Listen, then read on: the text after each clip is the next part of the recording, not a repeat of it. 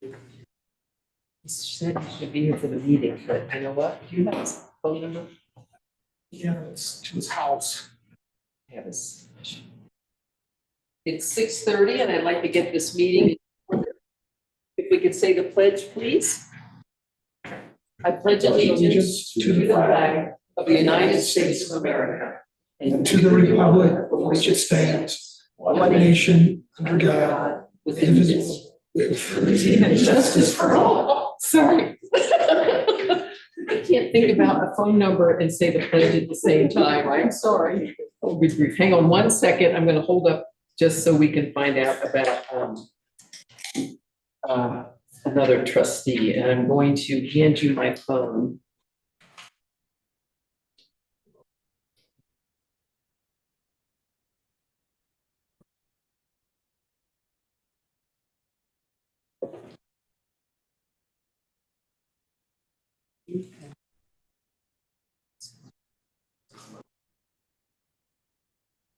Sorry for that delay. Could we have roll call, please? Mayor Smith, Here. Mayor Pro Tem Valentine, Trustee Check, Here. Trustee Hunter, Here. Trustee Stelter, Here. and Trustee Schwartz. Here. Forum. Okay, thank you. And I'd like to, can we have a motion to approve the agenda? I move to approve the agenda. Second, I'll second that. all in favor? Aye. Aye. Okay, thank you. Announcements. Okay, I have none. Does anybody else have announcements before you do appreciations? Nope, okay, go I ahead. just want to set my timer Trustee for Schwartz. 3 minutes. Okay. Just a second.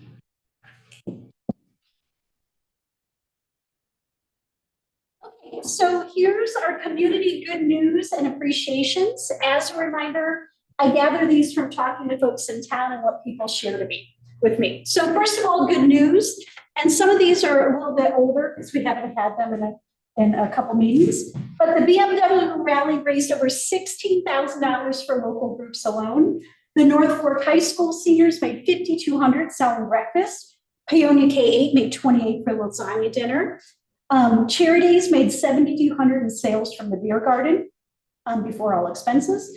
The Friends Youth Group made $1,300 and the Lions Club made $1,000. Thank you for all the incredible community support. Okay.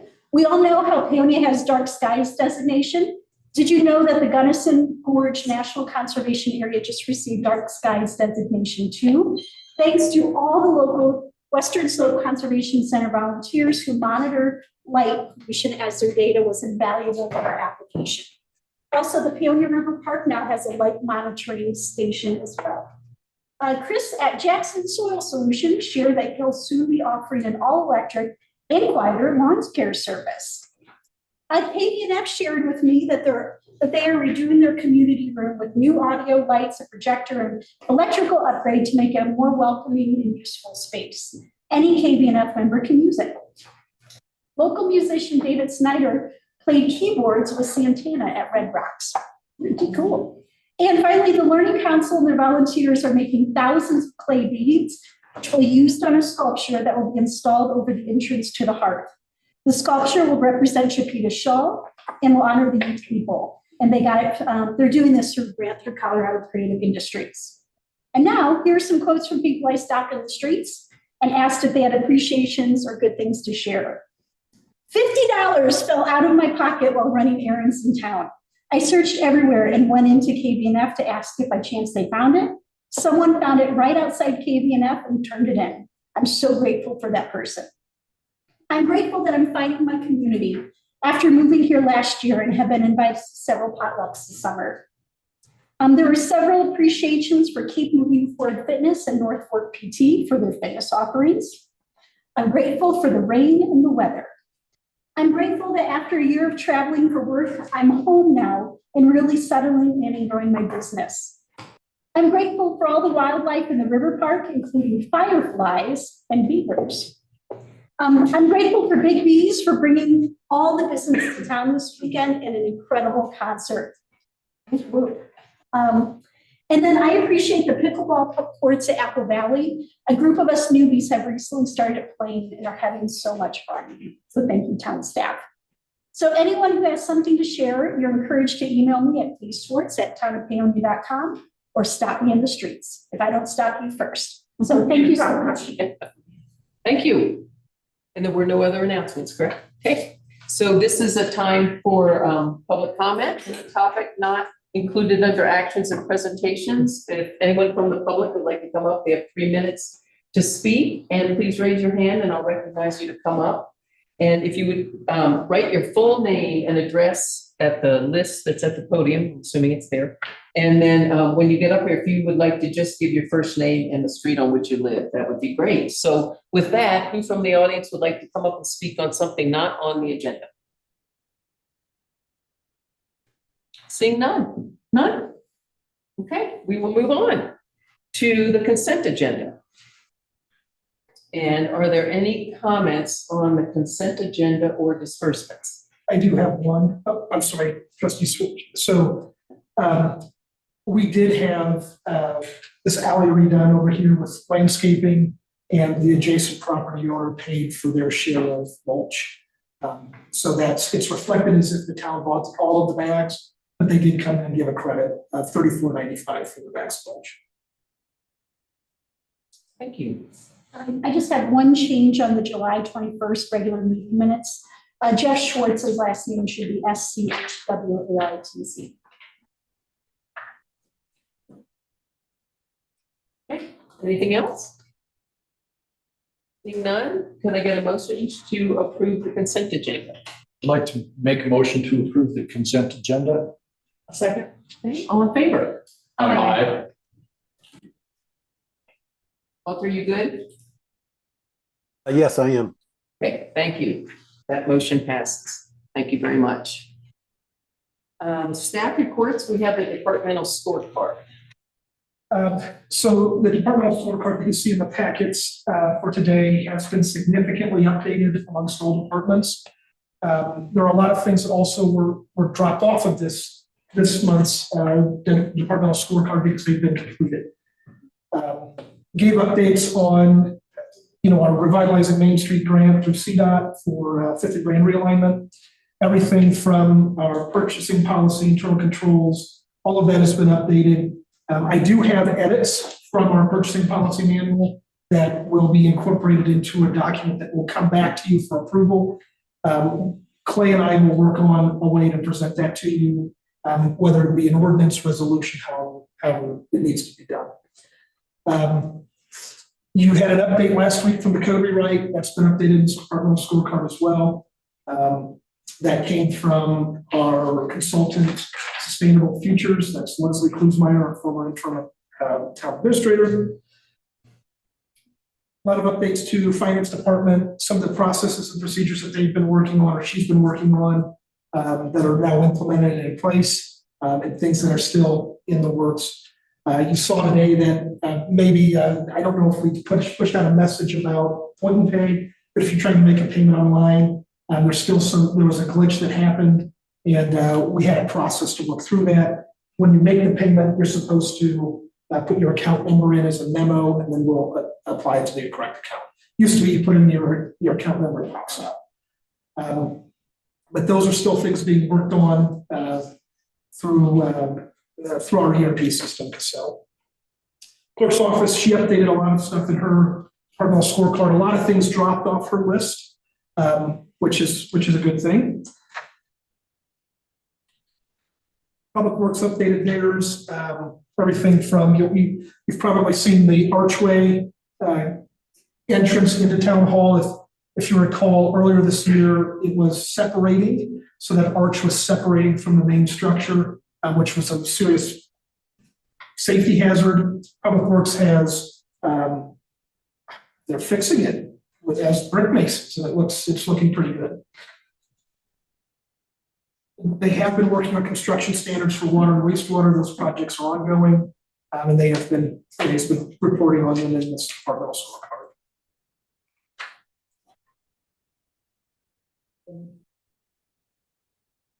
Listen, everybody updated their departmental scorecard, including the police department. You'll see a new one on here for this month, the reactivation of a bicycle patrol unit. So that's coming. I think the chief will unveil some plans on how to make that a reality very soon. Are there any questions on the departmental scorecard? These are always available online under the town administrator's page, just above my monthly reports. That's it. No questions from trustees? Well, let's move on to actions and presentations, and the first agenda item is Jenny Neal. It's going to give us a services update, the manager of Hope West. And Jenny, you're here. Hi. Hi. Nice to meet you. Thank you. Thank you so much for giving me a few moments tonight. I am Jenny Neal. I'm the program director of Hope West here in Delta County, and it is my honor to talk to you tonight briefly about what Hope West means to Delta County. So first thing, Hope West is our name, but what we do is we provide hospice, palliative care, and grief and bereavement support for our communities right here in Delta County. Hospice care, if you're not aware, is for patients believed to be in the last 6 months of life, but who here has a crystal ball? So there is, guidelines Medicare gives us to go off of to determine eligibility, and our wonderful clinicians work with patients and families and physicians to determine that. Our teams consist of nurses, CNAs, social workers if the patient wishes, chaplains if they wish, and of course our physicians. And they all work together to provide wonderful care. So I'm going to leave you with 3 points tonight about Hope West. The one thing I want to really emphasize is we are the only nonprofit hospice here on the Western Slope. We have a team right here in Paonia that serves our community so well. And we do that because of the generosity of our communities. Medicare pays us, but one of the things about Hope West is they provide care to every terminally ill patient, regardless of their ability to pay. In fact, it's not even one of the questions we ask. So any uninsured or underinsured patient, they don't even have to be eligible for Medicare or Medicaid benefits. We welcome them all and we care for them well. I've been with Hope West for 12 years, and it is one of our strongest values that we are very proud of. It matters to me, and I'm sure it matters to you. When patients are at end of life, the last thing they need to worry about is how are they going to pay for their medication or their durable medical equipment. That's where Hope West comes in. Another part of that is you'll see, we just had a gala, a wonderful time. Your community showed up big time for our annual Hope West Gala. All money raised here in Delta stays here in Delta. It goes to pay for, of course, our care that is above and beyond what insurance would reimburse. It also pays for our bereavement support. There is no pay source for that. The second point I want to leave you with is anybody can make a referral to hospice. You don't have to have a physician call. So if you have a friend, family member, loved one who you think could benefit from Hope West services, don't hesitate. Give us a call. We'll work with the clinical team. The third thing, bereavement support. Our amazing bereavement coordinator, Claire Dowie, she supports all of Delta County. Most of our elementary schools and middle schools, she has bereavement groups in. She supports anybody in Delta County in their grief journey. They don't have to have a connection to Hope West. And I think that's important to talk about. She's often one of the first phone calls that's made when tragedy strikes in our schools, and she'll drop everything to go provide support where it's needed. So some ways you can help. If you're ever in Delta, continue to shop and donate at our heirloom store. That money, again, stays right here in Delta to support the clinical programs. Continue to support events that you'll see pop up, sponsored by Hope West. Volunteer if you're so inclined. We have 160 of the most amazing volunteers out there all over this county. I could talk for an hour just on what they do for Hope West. They're just such a special part of our team. And finally, tell your friends. Hospice isn't a topic that any of us want to talk about. But when you need the support, we want people to know that Hope West is there. Thank you. Thank you.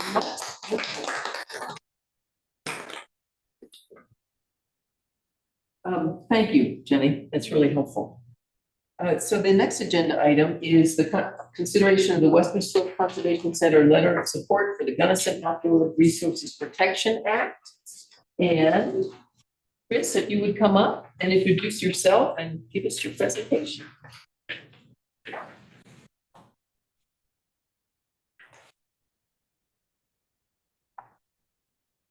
Members of the Paonia Board of Trustees, thank you for the opportunity to address tonight's meeting. My name is Chris Rackens. I'm the Advocacy Director at the Western Slope Conservation Center. I'm here tonight on behalf of WSCC to request the town of Paonia provide an updated letter to U.S. Senator Bennett in support of forthcoming federal legislation known as the Gunnison Outdoor Resources Protection Act, or the GORBAC for short. In 2022, July 2022, the town of Paonia sent a letter to Senator Bennett, then supporting the GORBAC, then draft legislation and advocating for the inclusion of several areas in the North Fork watershed. Since that time, WSCC has engaged in conversations with Senator Bennett's office and the Delta Board of County Commissioners, and I'm pleased to share that many important areas in the North Fork will be protected once the GORBAC is introduced, likely in early September. Areas the town of Paonia had supported in their 2022 letter include the Clear Fork and Pilot Knob special management areas will now be included in the GORBAC. The Black Mesa Special Management Area and the Delta County portion of the Lamborn Wilderness Edition will unfortunately not be included in the final legislation, but these adjustments were made as a product of compromise. Specifically, the Delta County Board of County Commissioners requested the removal of these areas as a condition of their support for the GORBAC, which was formalized in a letter sent in April of this year. Most importantly, Delta County endorsed the addition of the North Fork Valley watershed withdrawal in the GORBAC. The North Fork Valley watershed withdrawal would prevent oil and gas development on many Bureau of Land Management surface managed lands in Delta County, which includes Jumbo Mountain and the town of Paonia source water area, which are currently open to oil and gas development. Although the Delta County portion of Mount Lamborn Wilderness Edition will not be in the GORBAC, the North Fork Valley watershed will apply to these Forest Service managed lands. North of town on the GMUG, the Current Creek, Electric Mountain, and Elk Park roadless areas will benefit from a no surface occupancy limitation on oil and gas activity. Some other local noteworthy GORBAC areas include the Erickson Springs Wilderness Edition to the Raggeds Wilderness, the Muncie Creek Wildlife Conservation Area along the existing Raggeds Trail, and the Beckwith Special Management Area and Horse Park Recreation Area in the Kevlar Pass area.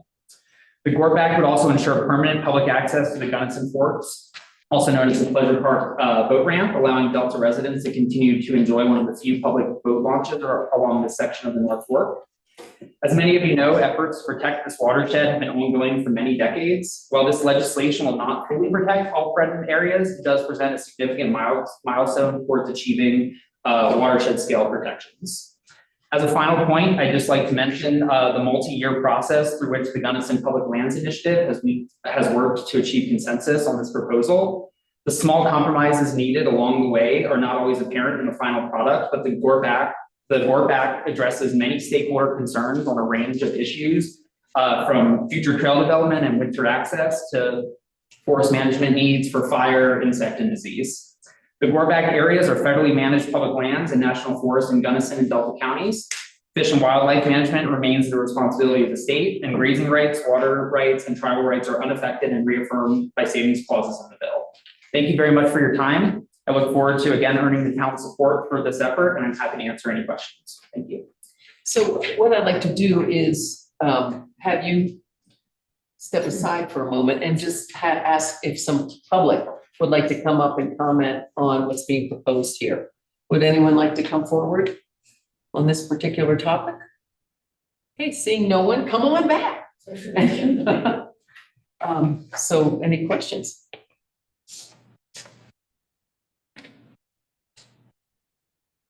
I have a question. Where did this draft letter come from? Did that come from you? Yes, that's a draft letter provided to the council. Okay, so could you please address the part in brackets and question mark with the Crested Butte to Paonia Trail? Yes, I need to remove that before I sent that. But there is a mention of the Paonia to Crested Butte Trail as one of those areas that could be subject to potential development. There's also several other trails that I mentioned. The one that's the furthest along would be the Carbondale to Crested Butte, but overall presents sort of a future vision for connectivity between the communities there. Any other questions? No. Okay, Any yes, Kevin? I just have, Trustee Schwartz? just a comment. I do serve on the Board of Trustees of Western Slope Conservation Center. Do I need to recuse myself? It is a volunteer position. Any question? I think Clay, if you could weigh in. Yeah, hey guys. So it was a question about conflicts. Can you explain the background? Sure. So I serve on the board of Western Slope Conservation Center, and they are on this topic and the next topic. It is a volunteer board. I receive no compensation. Do I need to recuse myself from these votes? Are you voting to direct town funds towards a different, to that committee or to that organization? There will be one in the next one that may involve town funds. Yeah, so typically it's a good practice to recuse yourself if you're going to be making any decisions wherein you have a personal interest and or especially if you're directing town funds towards it. It's a little bit different of a game if you're on like a subcommittee and you're kind of a liaison, but if you're on a completely separate board and you obviously as a volunteer position, which means you have an interest in it, then you should probably not be part of the conversation to steer any money or any resources towards that organization. Thank you. You all ready to vote?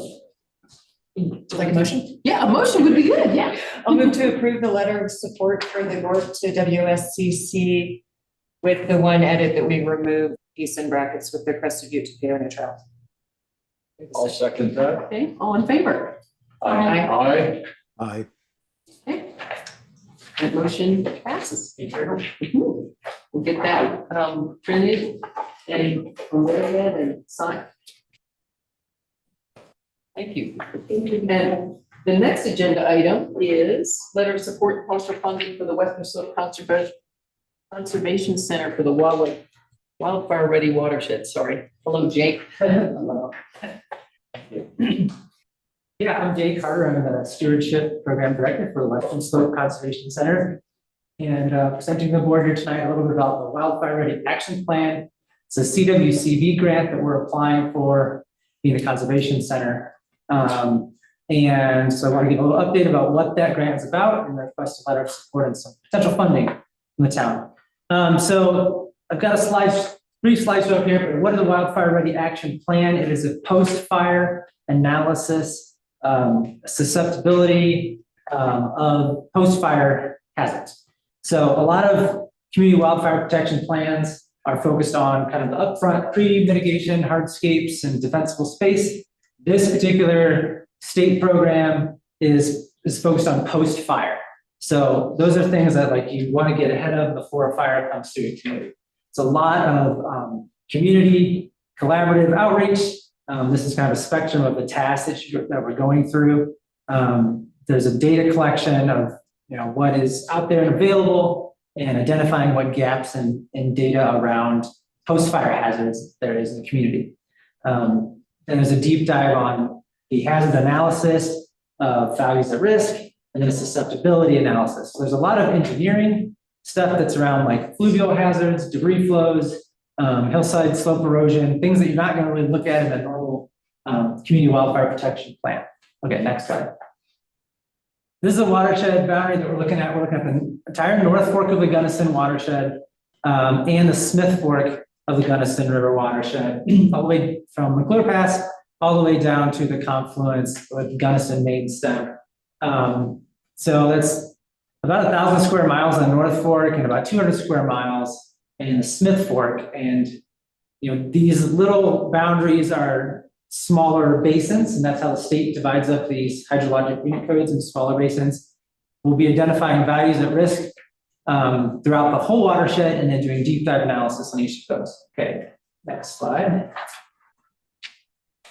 Here's an example. This could totally be our watershed. This looks just like us. There's a dam upstream pairing a reservoir, North Fork, and then maybe Smith Fork. So it's kind of funny that this model from CWCV looks just like this. But this is kind of an identification of values at risk that are identified. and then hazards that happen at post-fire. So next slide. What comes out of this at the end of this action plan is recommendations for implementation to reduce those risks. So these are the kinds of projects that would come out of a wildfire ready action plan. Treatments for prescribed fire, early warning system, infrastructure upgrades. I feel like that is a big one here for the town, especially the town's water systems, and actually community-wide too. We're looking at Hotchkiss and Somerset and Crawford. So we're looking at all of those domestic water system infrastructure that is at risk.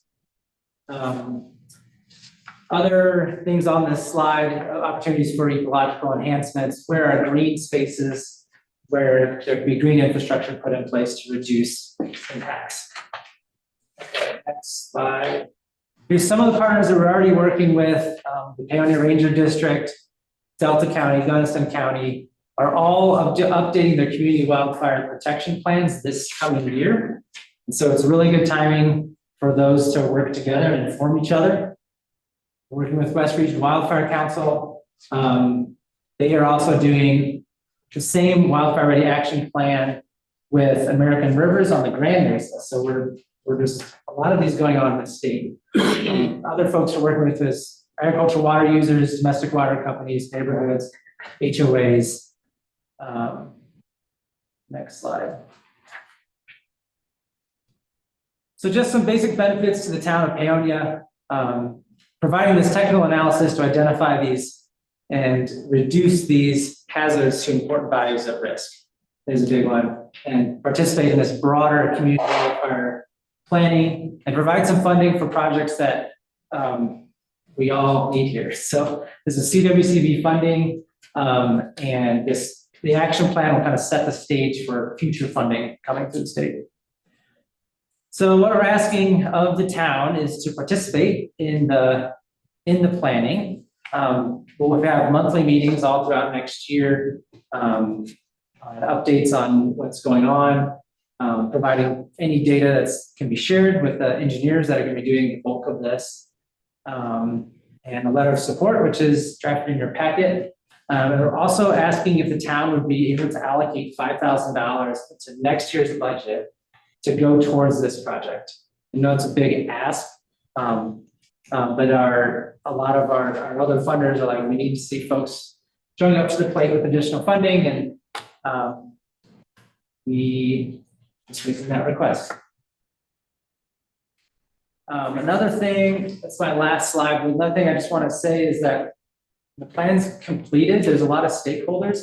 I talked to CWCB about who holds that plan, and that plan is public to the stakeholders. So that the analysis, susceptibility, risks, all of that is to the stakeholders, and they recommend we identify someone to host that site. But and they said that updates to the plan are really based around the implementation of the plan. So it's not like a set time that needs to be updated, but as conditions change in the watershed, that they leave it up to the stakeholders to update that plan. Yeah, we're up to any questions. And I'm gonna have the same thing, have you step aside and just see if the public would like to come up and make any comments, and maybe they have some questions that you can then answer when you come back for our questions. Anybody from the public that would like to come up and make a comment or ask a question? Okay, seeing none, come on back. And then trustee questions. How about you, Walter, you okay? Yeah, I am. Okay. Sure, sorry, trustee I just have a question for Public Works Department. Do you find, would this be valuable for you all to have a plan to potentially work towards in case a fire happens? Yes, and I don't know, have you talked at all with the fire chief locally and? Yeah, and we're with Paonia Fire Chief and Hotchkiss Fire Nice. Chief Doug Fritz. Yeah, it's always useful. The more you know, and the more you're prepared to make some of the decisions, so. Yeah, and we've got assets up there with them. Yeah. In case people couldn't hear, do you want to say that a little louder? Oh, I said, yeah, and we've got assets up on the mountain as well that would help with this. I mean, that's where our water comes from, so. Fire mitigation is always good. Anybody else? Want somebody ready to make a motion? I'll move to approve a letter of support for the Wildlife Ready Action Plan and commit the town to participating with any requirements of the grant through the Colorado Water Conservation Board. With the understanding that the language in the letter, as far as the money, says the town of Peonia intends to allocate up to $5,000. So that's still something, the exact dollar amount is to be ironed out. Well, that, I probably should have made an edit. We are asking for $5,000. It would be requested that the town allocate that. Not that I'm against it, just that it's a complicating factor to my motions. Okay. We're in the budget process now, we're at the very beginning of this, and in order to make sure that we have sufficient funds to run the town as well, the funding may take some time. Yeah. Oh, there was no second. No, I withdrew my motion. Oh, you withdrew. I'm Okay. sorry. Okay, sorry. And so to address that in the packet, so it would come out of appropriate, the 60-50-20, so be the water fund, professional services, right? Correct. And this would be budgeted into our 2025, so it's, like you said, okay. It's a budget process. Yeah, so it's still under consideration, but it sounds as if the trustees agree to it, it would be put in consideration and look at it in the big picture. And again, I would be agreeable with the language that's in here with the up to, but I am skeptical to commit that money without having worked through the budget process at this time. Well, I think, I'm comfortable with up to, that would be fine, putting our application together, we need to identify cash funds. I think up to is fine, but okay, so I think I'll advocate with that. Restate my motion. I move to approve letter of support for the Wildlife Ready Action Plan and commit the town to participating with any requirements of the grant through the Colorado Water Conservation Board with the language in the letter stating that it's up to $5,000. I'll second that motion. Okay, all in favor? Aye. Aye. Okay. Motion And I passed. excuse myself. And, oh, I didn't vote. yes. Yeah. Oh, and for the record, trustee Schwartz recused herself from this vote. Thank you. Thank you, and thank you for the gourd. Conservation Center. All right, next, agenda item number 4, consideration of the town administrator's resignation letter. Let's see, which is on page 67. And it's pretty self-explanatory, so I'll open it up to the public. If anyone would like to speak on this topic, now's your chance. Seeing no public input, trustees, discussion? I have a question for the administrator, being that we can't force you to stay. What does this look like if we deny your resignation? Would you be willing to stay? I would. I think what needs to happen then after that is it's time for my annual review. I think that's what we need to go into. Okay. I'm working on that. More discussion? I'd like to make a motion to reject the resignation letter. I'll second. Okay, all in favor? Aye. Aye. Thank you. Moving on to agenda item number 5.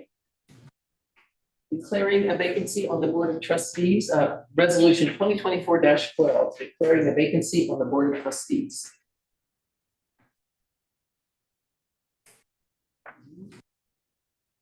Yeah.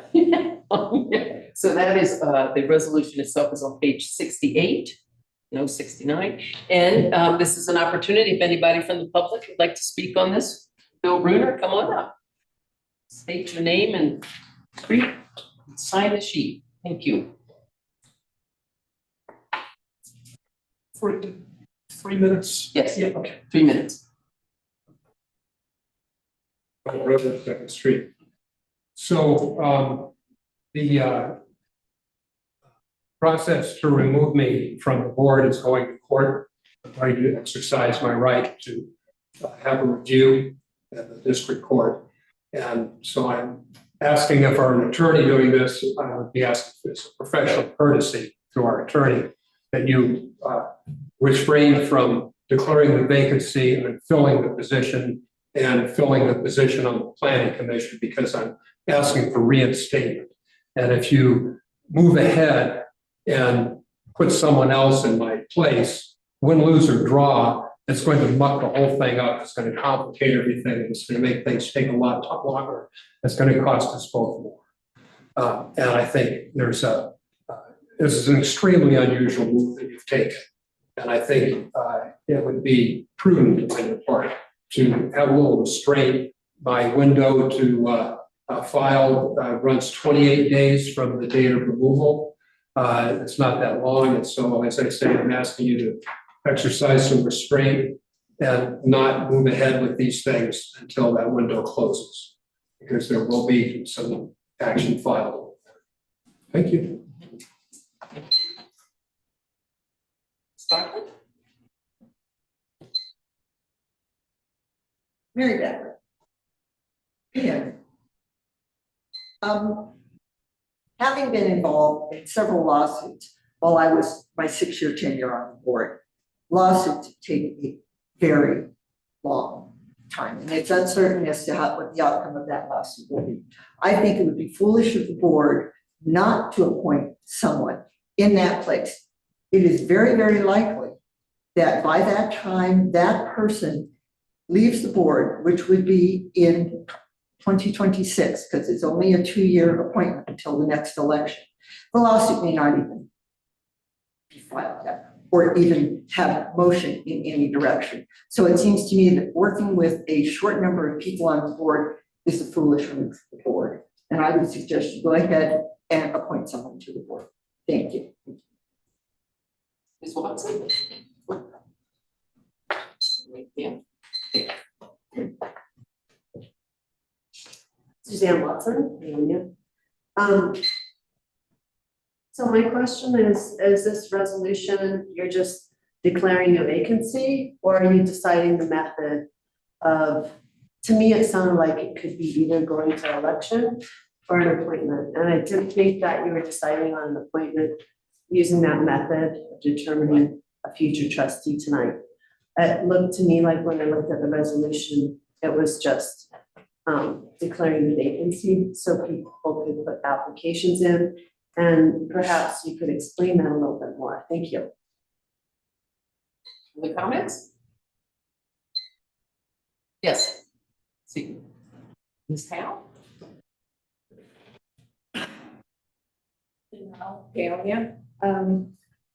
I can't speak to the replacement of the trustees, but I do think it's important that at least temporarily, we have a trustee on the planning, excuse me, the planning commission.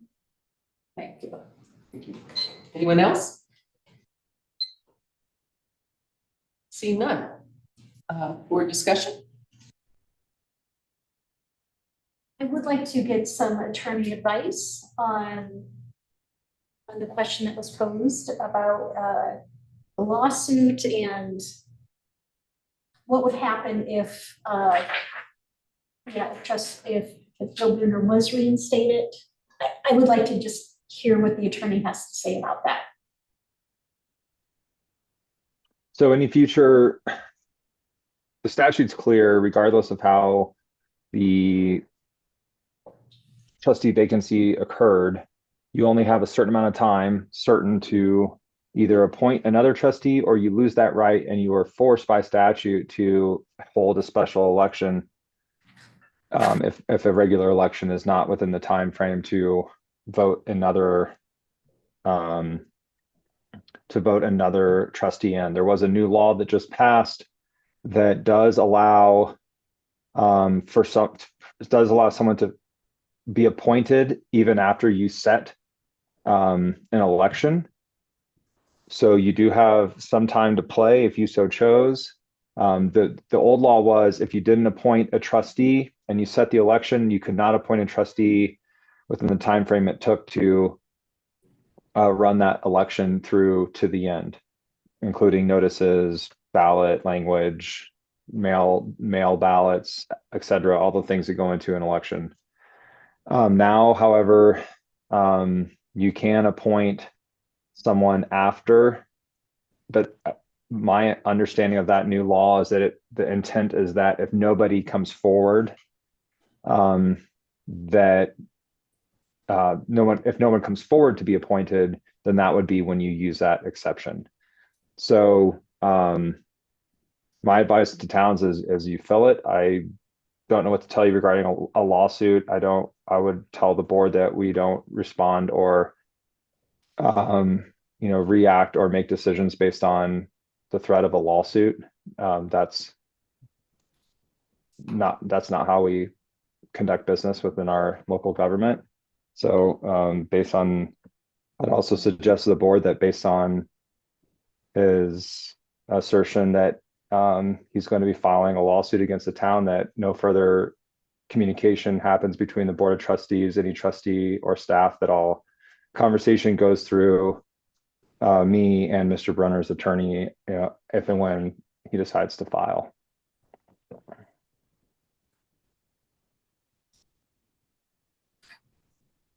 Answer your question.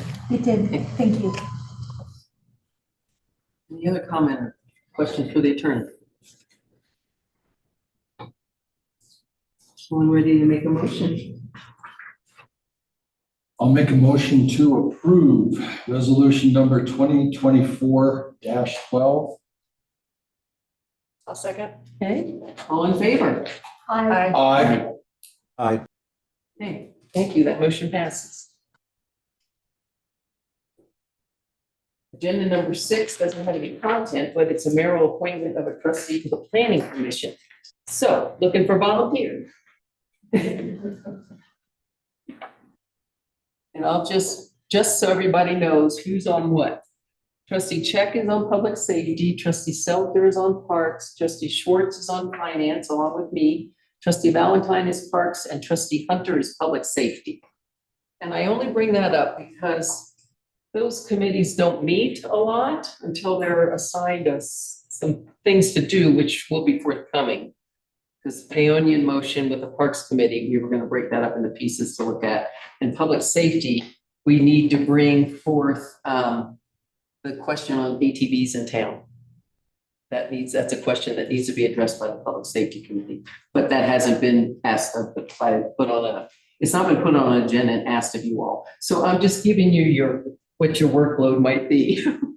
So with that, and trustee Check, I'm looking up at you.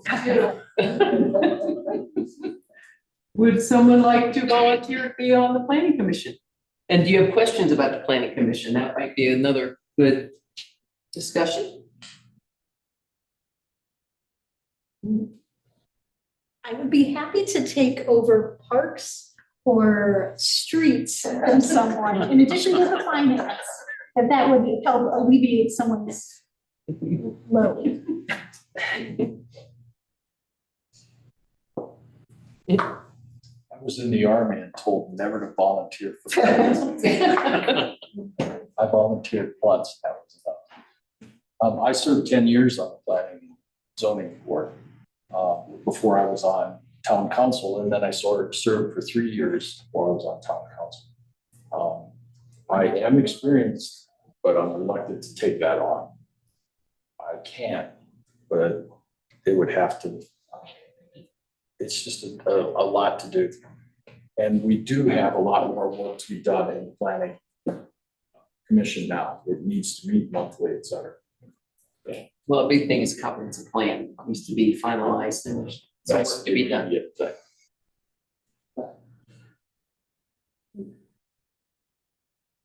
Is there any leeway for this to be a temporary appointment until a new trustee is voted in?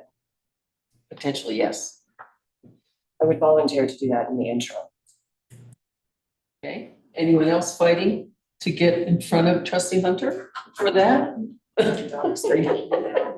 Okay. And do you need trustee Schwartz to take over your? Public safety now, yeah. Okay. That was a nice offer. All right, well, I appoint trustee Hunter to the planning commission, and the next meeting is September 4th. Thank you. Thank you. Oh, sorry, if I may, for the next two agenda items, I need to recuse myself as both are clients of mine. So if we're done with this agenda item, I will head next door, and if somebody could just text me, and I'll come back. That's it. Hey, either Ruben or one of us will text you. Okay.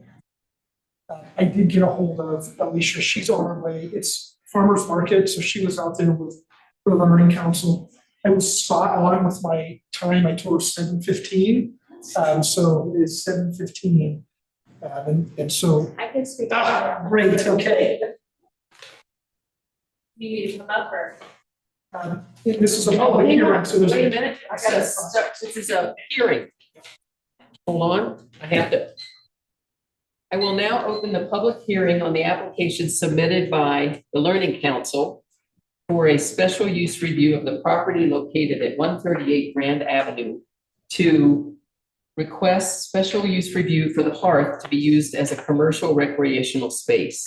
The procedure for the public hearing will be as follows. First, we will have a presentation by town staff. Next, there will be a 5-minute presentation by the applicant. After these two presentations, we will allow members of the public to speak for up to 5 minutes. All testimony must be presented at the lectern after you give your full name and address, and I swear you in. Please do not repeat points made by others, but it is fine to say that you agree or disagree with a comment previously made. Please direct all your comments to the board and not to the town staff or the applicant.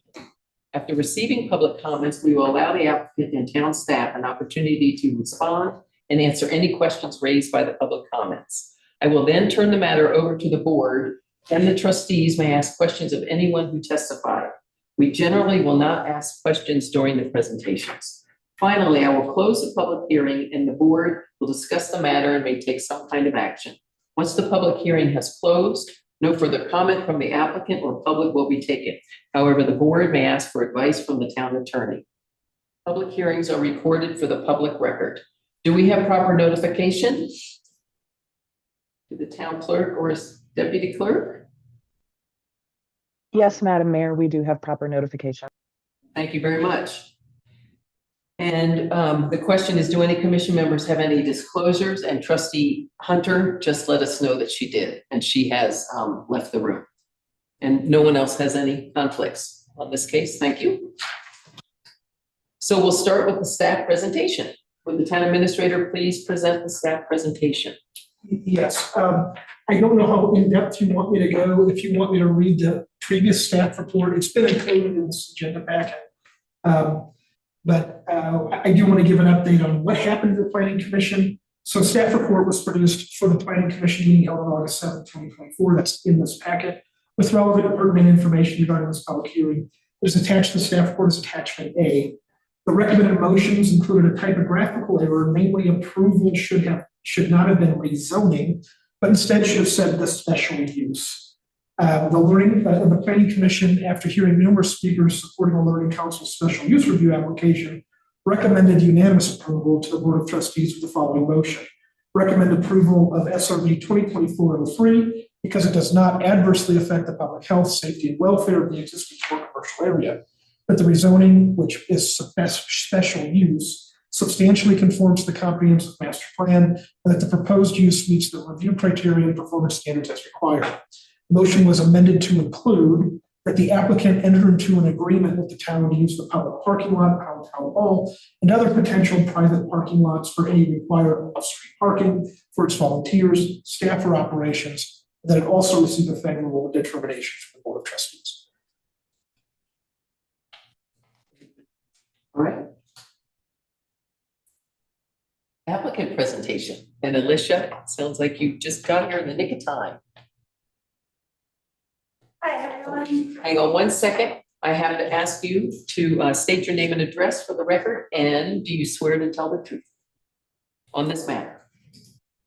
My name is Lucia Michelson. The address of building is 138 Grand Avenue, and I swear to tell the truth. Thank you.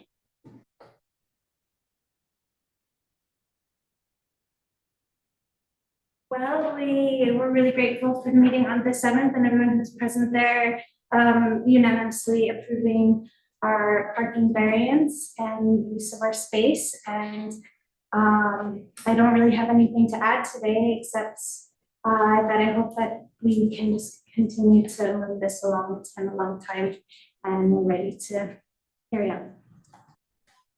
Thank you. And now I will ask for public comment, so if you don't mind taking a seat, we'll have you come back if there are questions. Would anyone from the audience like to make a comment on this hearing proposal? Seeing none.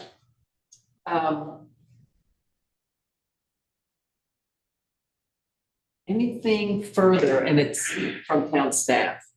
Anything you'd like to add? And I suppose the trustees can ask you questions. With that, I will now close the public comment portion of the public hearing. So before we turn to the commissioners or trustees for questions and deliberation, I want to state that the documents included as part of the record for this public hearing include all application materials submitted by the applicant, all materials included in the packets, all written referral and public comments received regarding the application, the notice of hearings, and the town's ordinances. Does anyone have any objection to the inclusion of these items in the record? Seeing none. So questions from the trustees. Where would you like to begin? I have no questions, but I appreciate Alicia and the Learning Council's persistence through all of this. I appreciate all the work that staff have put this packet together. I've done. It was really complete, and I have no questions. Any other trustee questions? Trustee Check, do you have any questions? No, I don't. Okay. I will now close the public hearing and turn the matter over to the board for consideration of the resolution listed on the agenda. In this case, the recommendation. Any deliberations? All right, would somebody like to make a motion as recommended on page 71? I'll move to approve SRV 2024-03 since we have received a favorable recommendation of approval from the Planning Commission and special use does not adversely affect the life, health, safety, and welfare of the existing core commercial area, that the special use substantially conforms to the comprehensive plan and that the proposed use meets the review criteria and performance standards as required, with the following condition: that the Learning Council enters into an agreement with the town or other private parking lots for any required off-street parking. Have a second. I'll second that. All in favor? Aye. Aye. Aye. All right, that hearing, that passes. Congratulations. So we have another hearing. Just switch gears here a second. You didn't have a chance to talk to Clay, did you? I did. I sent him a text and he did give some advice, but I think it's good for him to share it and maybe to understand the time issue. Clay, if you could.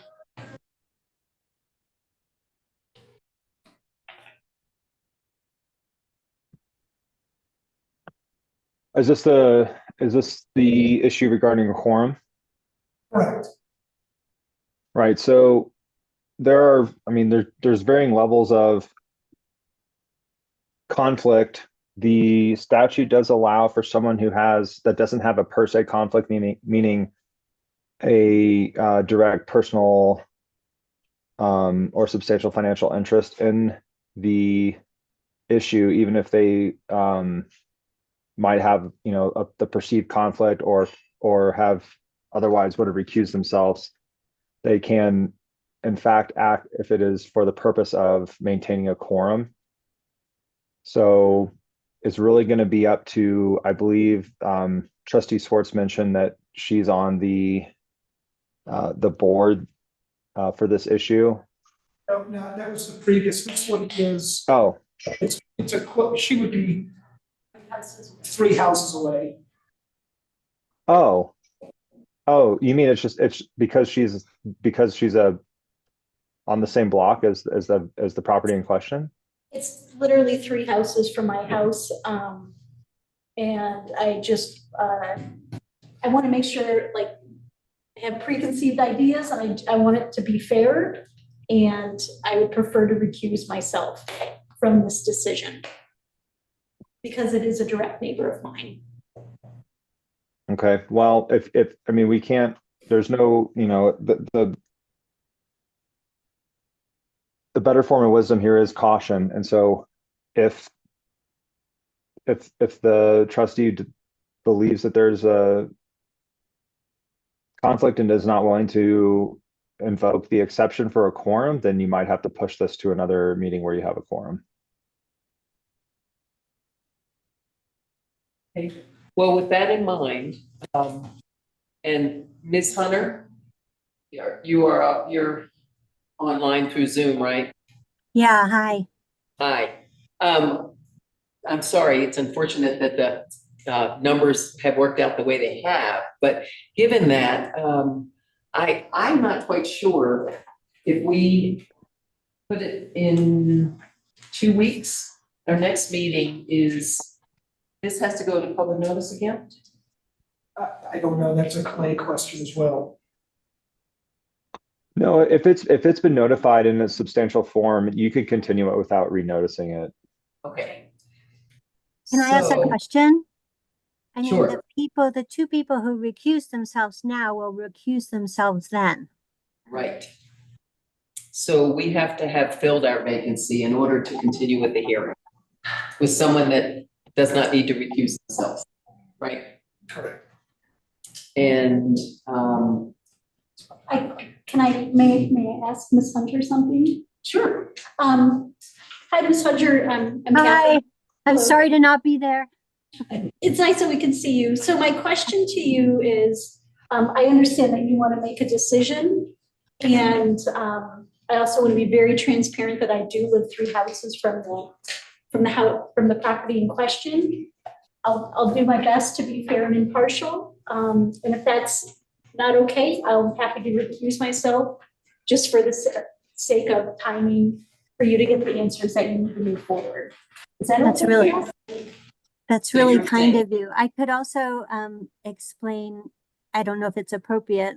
I met with Lucy as a potential engineer for some remodeling things I would love to do. But it was just a conversation. So, but she felt the need to recuse. Yeah, Right now, because it is a public hearing. Ms. Hunter, Yeah. Lucy she's already recused herself. Yeah, okay. Lucy Hunter is already recused, so the Okay. question is Trustee Schwartz's situation. And, I mean, we will have to postpone the hearing. And, I think you have to just trust your gut. I think a safer way would be to make Clay, correct me if I'm wrong, but would be to make a motion to table this. And my recommendation would be for September 24th. Unless that doesn't work, it doesn't work for you? I'm sorry. I thought Trustee Schwartz was going through the process of invoking the exception after talking with Ms. Hunter. I don't know if I'm misunderstood that. Okay. Yes, I will evoke the exception. Oh, okay. I'm sorry, I didn't understand that. Okay, then, here we go. Thank you. Sure. And I will state for the record that it's my opinion that Trustee Schwartz does not have a per se conflict here. She stands, to gather no financial interest, and her personal interest is mitigated by, the distance from the home. It is a special use review that, may or may not affect her. She has put on the record that she, for caution's sake, was going to recuse herself, but again, the statute allows for those discretionary recusal calls to be accepted by the necessity to continue conducting business and to keep a quorum. Okay. On that note, I will open a hearing. I will now open the public hearing on the application submitted by Lori Hunter for a special use review of the property located at 325 Grand Avenue to request special use of a dwelling unit as part of a business use before the Board of Trustees. The procedure for the public, do I need to read it again? Do I need to read the whole procedure again? You want to, it's a separate public hearing. Okay, so I should. Okay, first, we will have a presentation by town staff. Next, there will be a 5-minute presentation by the applicant.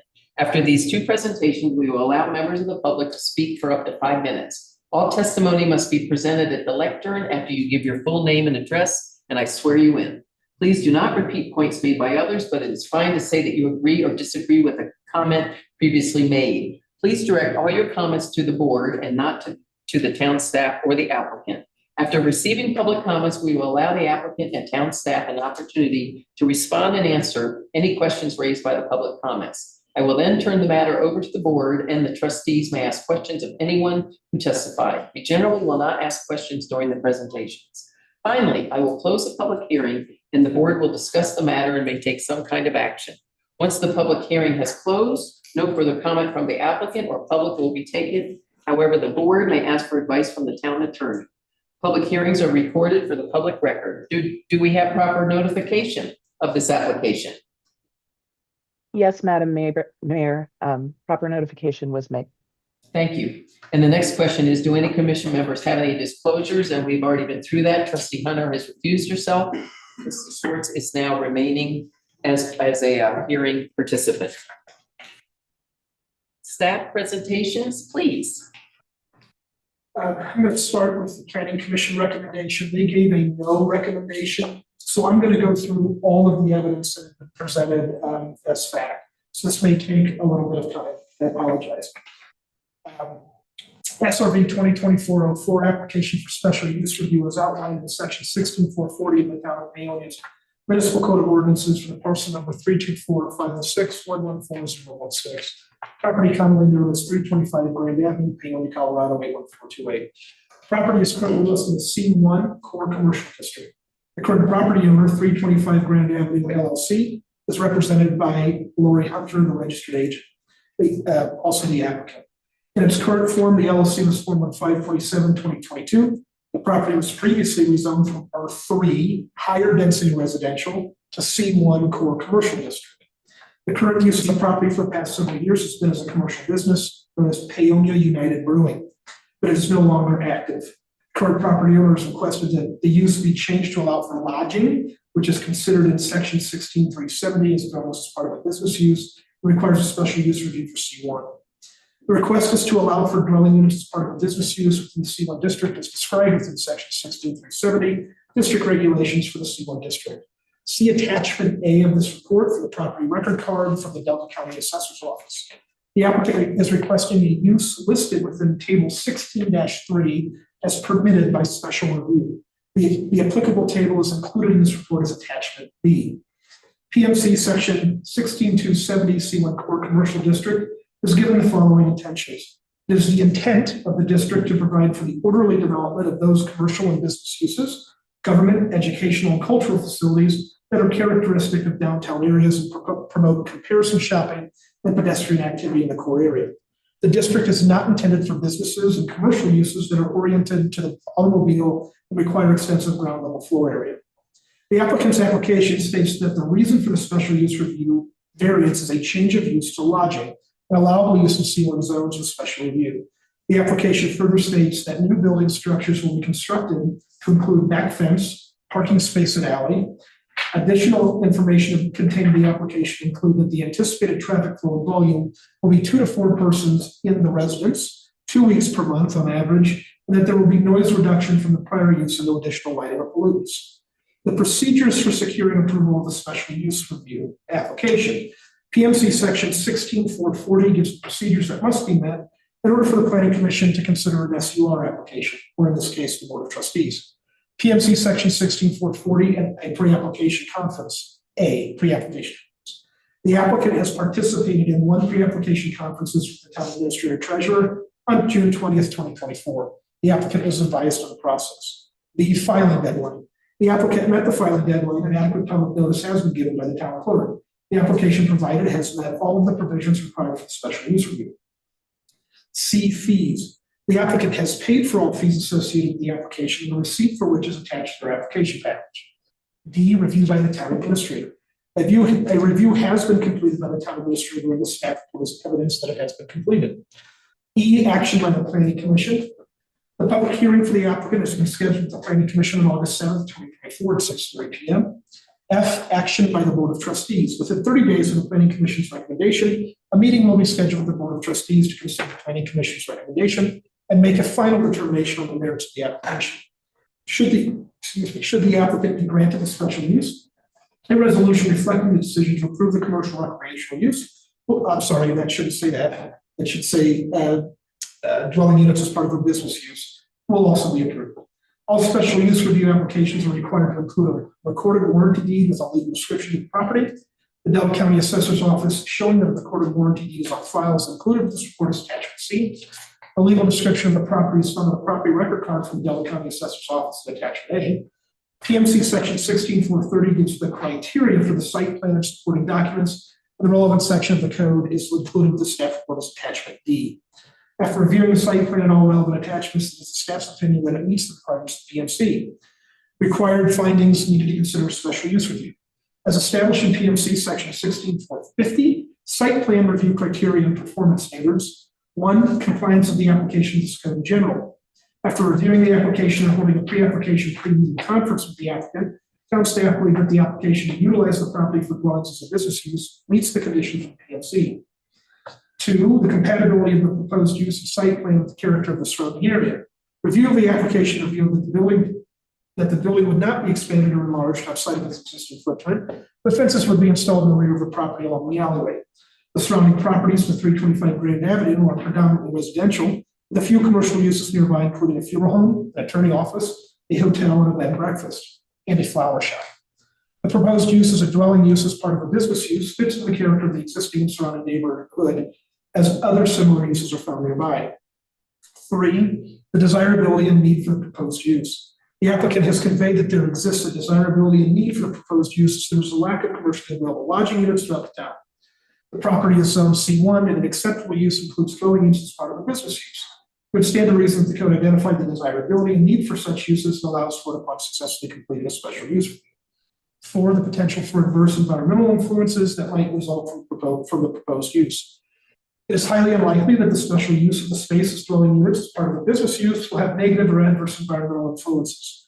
The existing light fixtures appear to be a low voltage and compatible or easily adjusted to be compatible with the dark skies ordinance of the town. The proposed use is less intense than that of a bar restaurant, which has been the current historical use of the property for several years.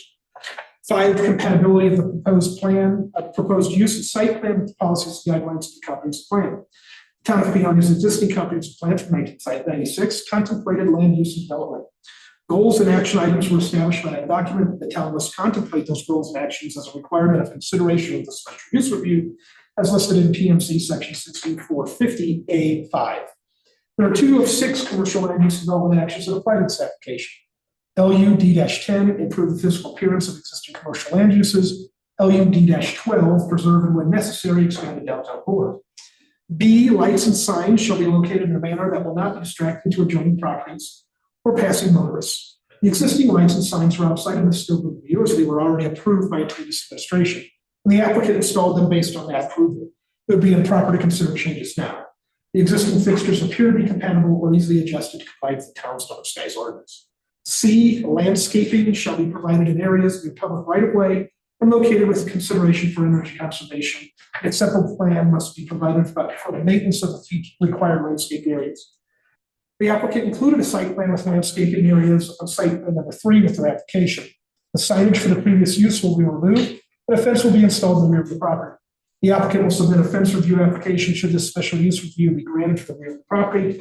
No major changes to the existing landscaping of the property is being considered for this application except for the inclusion of a fence on the rear of the property. D, control of storm drainage shall be provided so as to not damage adjoining properties. The plan must be approved by the town engineer. The applicant has not changed the footprint of the building, and previous building permits were approved by the town's building official before the improvements were completed. Further, the town does not employ a town engineer outside of competitively bid projects that are being worked on for the town. Any individual applications for zoning or building would need to go through the plan review process of the town's third party. The town relies on the building official and its third-party plans reviewer, Shoes Coda, to review drawings and ensure that they comply with the building code, which often includes acceptable storm drainage control. Should a special use review be granted, the property owner will still need to go through the building permit application process. E, site design and building plans shall include provisions for the needs of handicapped individuals as required by the building code or other ordinance of the town. The property owner will be responsible for complying with all building and town code should the special use review be approved and the applicant moves forward with the building permit application. F, approved landscaping or solid fencing capable of screening adjacent properties shall be provided for commercial uses and not residential uses. The applicant has addressed this concern with the screening proposal in their application. The applicant must submit a fence review application before any fencing is installed along the property. G, commercial industrial uses shall conform to the following performance standards. 1, no dust, odor, gas, fumes, glare, or vibration shall instead be on the lot lines. Glare pertains to sunlight reflected from windows or other integral portions of buildings, as well as from lighting fixtures and signs. The applicant does not propose any commercial hoods or major changes to the building that would create a burden to neighboring properties. 2, smoke shall not be emitted at a density greater than number 1 on a Rayleigh scale. It is highly unlikely that the use of dwelling units as part of a business use would be greater than number 1 on the Rayleigh scale, or 20% of pace of the smoke. Number 3, no particles of fly ash shall exceed 0.2% grams per cubic foot of the flue gas of stack temperature at 50 degrees Fahrenheit. It is highly unlikely that the proposed use of dwelling units as part of a business use will exceed the level of fly ash particulate within this performance standard. 4, noise. No noise shall be emitted which exceeds a maximum of 75 decibels with a maximum increase of 5 decibels permitted for a maximum of 15 minutes at any 1 hour. In addition, every activity shall be conducted so that no noise produced is objectionable due to intermittence, peak frequency, or shrillness. The use requested is to allow for dwelling units as part of a business use, which is a less intense use of the property than its current use as a restaurant bar. It is unanticipated that there would be an occasion where the noise will exceed the performance standard. Water pollution. No water pollution shall be emitted by the manufacturing or other process. The requested use is for dwelling units as part of a business use and is not related to manufacturing. Number 6, outside storage areas that adjoin R1, R2, or R3 districts must be screened from view with screening at least 8 feet high. Screening shall be constructed with board fencing, screen with metal fencing, or shrubs. There isn't any proposed outside storage that would require meeting this performance standard. The applicant has proposed new fencing along the rear of the property that would require an additional fence review application.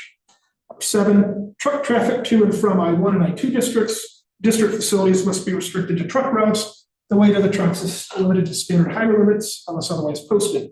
Not applicable as to the zoning is C1. However, this does not give approval for delivery trucks to disobey any posted signage or ordinance for deliveries.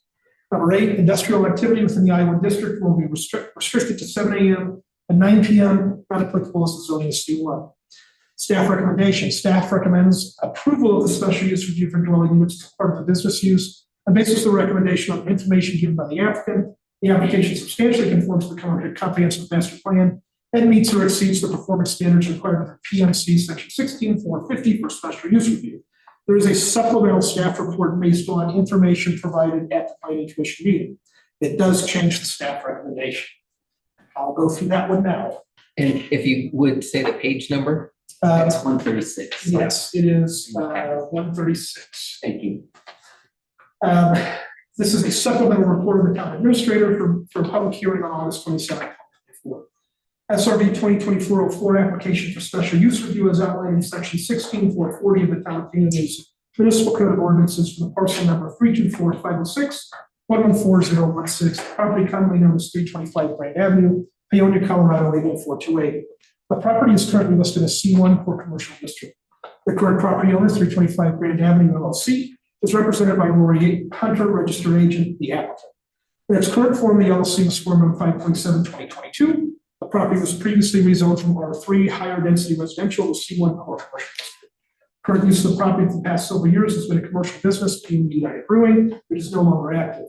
The current property owner has requested that the use be changed to allow for lodging, which is considered in section 16(370) as dwellings as part of a business use and requires a special use review for C1. During sworn testimony, the applicant wished that the staff report use the original request for the application for lodging instead of dwelling use as part of the business use. The applicant also stated that the use would be for a short-term rental.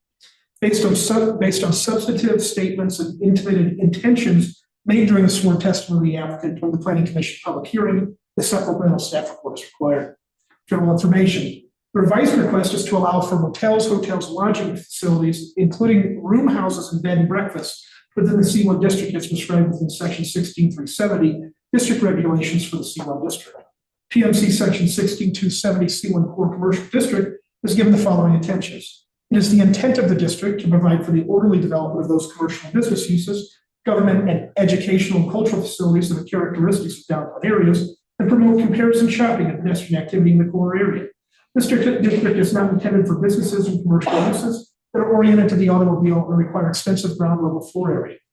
The applicant's application states that the reason for the special use review variance is a change of use to lodging and allowable use in C1 zones with a special review.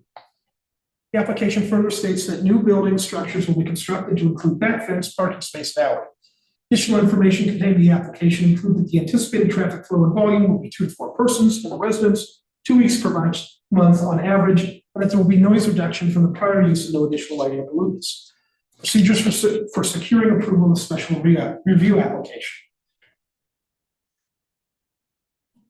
PMC section 16440 gives the procedure that must be met in order for the Planning Commission to consider an SUR application. PMC section 16440A, this is a supplement to my previous report. The applicant participated in one pre-application conference with the town administrative treasurer on June 20th, 2024. The applicant was advised of the process. The applicant had a public hearing on August 7th, 2024 with the Planning Commission, during which certain testimonies were given requesting that the application consider lodging as opposed to dwelling units as a part of a business use. The applicant also testified that the intent of lodging is for use as a short-term rental. On August 8th, 2024, the applicant met with the town clerk, the town administrator, as a follow-up to the Planning Commission meeting. The applicant expressed concern for continuing to use the property as a business if a short-term rental is not a viable option at the location. The town administrator informed the applicant that short-term rentals are not allowed by the current Paonia Municipal Code, but there were ordinance updates coming that would regulate short-term rentals. The town administrator also let the applicant know that should the Board of Trustees allow this, it wouldn't preclude the applicant from following any short-term rental regulations that may be coming, such as obtaining a license for the town to operate. Required findings needed to consider special use review. And as established in PMC section 16450, site plan review criteria and performance standards. A, the criteria for review and performance standards are as follows. 1, compliance of the application with the code in general. After reviewing the application, holding a pre-application meeting conference with the applicant, town staff that the application utilized the property for dwelling units as a part of a business use meets the conditions of the PMC. However, during sworn testimony given by the applicant, staff were made aware of the intent of requesting special use review. The applicant stated that the application was for lodging, and that instead of reviewing the application for the applicant's desired use, staff reviewed it for dwelling units as part of a business use. The applicant further stated that the intention of the special use review for lodging would be to turn the property into a short-term rental. There is no provision that town's code contemplates a short-term rental. Further, the special use for which the applicant is seeking is specific to motels, hotels, lodging facilities, including room houses and bed and breakfasts, all of which have generally accepted definitions or are found within PMC section 16-100, except for lodging. After hearing the testimony from the applicant, the Planning Commission could not define lodging, and since it is an advisory board to the legislative board, the Board of Trustees, it made a determination of no recommendation. PMC section 16-100 defines bed and breakfast establishment as a facility of residential character which provides sleeping accommodations for hire for 2 weeks or less on a day-to-day basis with 1 or more meals per day included and a manager residing on premises. PMC section 16-100 defines boarding or rooming houses as a building other than a hotel, cafe, or restaurant where, for compensation, lodging and or meals are provided for 3 or more boarders and or roomers exclusive of the occupant's family. In such facilities, the length of stay is normally 30 days or more. PMC section 16.100 defines the dwelling unit as one room or rooms connected together constituting a separate, independent housekeeping establishment for owner occupancy, rental or lease on a monthly basis or longer basis. The dwelling unit shall be physically separated from any other rooms or dwelling units that may be in the same structure and served by no more than 1 gas meter, 1 electric meter, and 1 water meter and sewer tap. The definitions of the Paonia Municipal Code guide decision-making for considering short-term rentals. Most of the definitions discuss leases on a monthly, 30-day or longer basis. Other definitions for lodging that contemplate renting for less than 30 days, such as the bed and breakfast definition, give a prescriptive requirement that at least 1 staff member or manager reside on the premises and must provide at least 1 meal per day. The request for a special use for lodging and intended use as a short-term rental would not be compatible with the town's current code of ordinances. As such, this criterion is not met and would necessitate a denial. The revised staff recommendation is staff recommends denial of special use review for motels, hotels, and lodging units, including dwelling units as part of a business use. The recommendation is based on a criterion for approval not being met on section 16450A1, compliance with the application of this code in general. Since the intended use of the property is as a short-term rental, the town's code does not give a specific definition for short-term rentals, but does require 30 days or longer for most other similar definitions on uses. Thank you. Okay.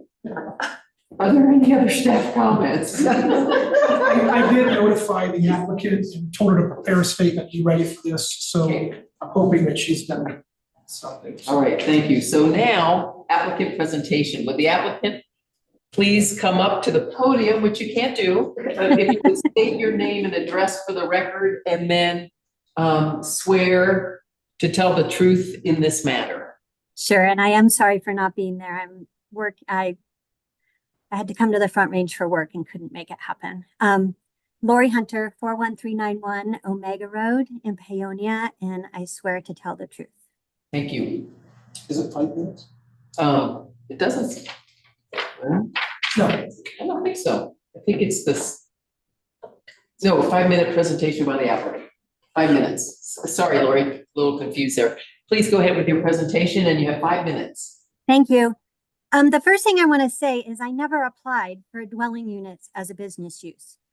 For some reason, staff put that forward to the Planning Commission and it caused horrible confusion around terminology. And after 2 hours of conversation, they decided to make no recommendations. So I want to put that out there. It made it sound like I had changed my mind. I asked the Board of Trustees to go to page 140 and page 141 in your packet, where on June 20th, I submitted a request for a special use to convert to lodging.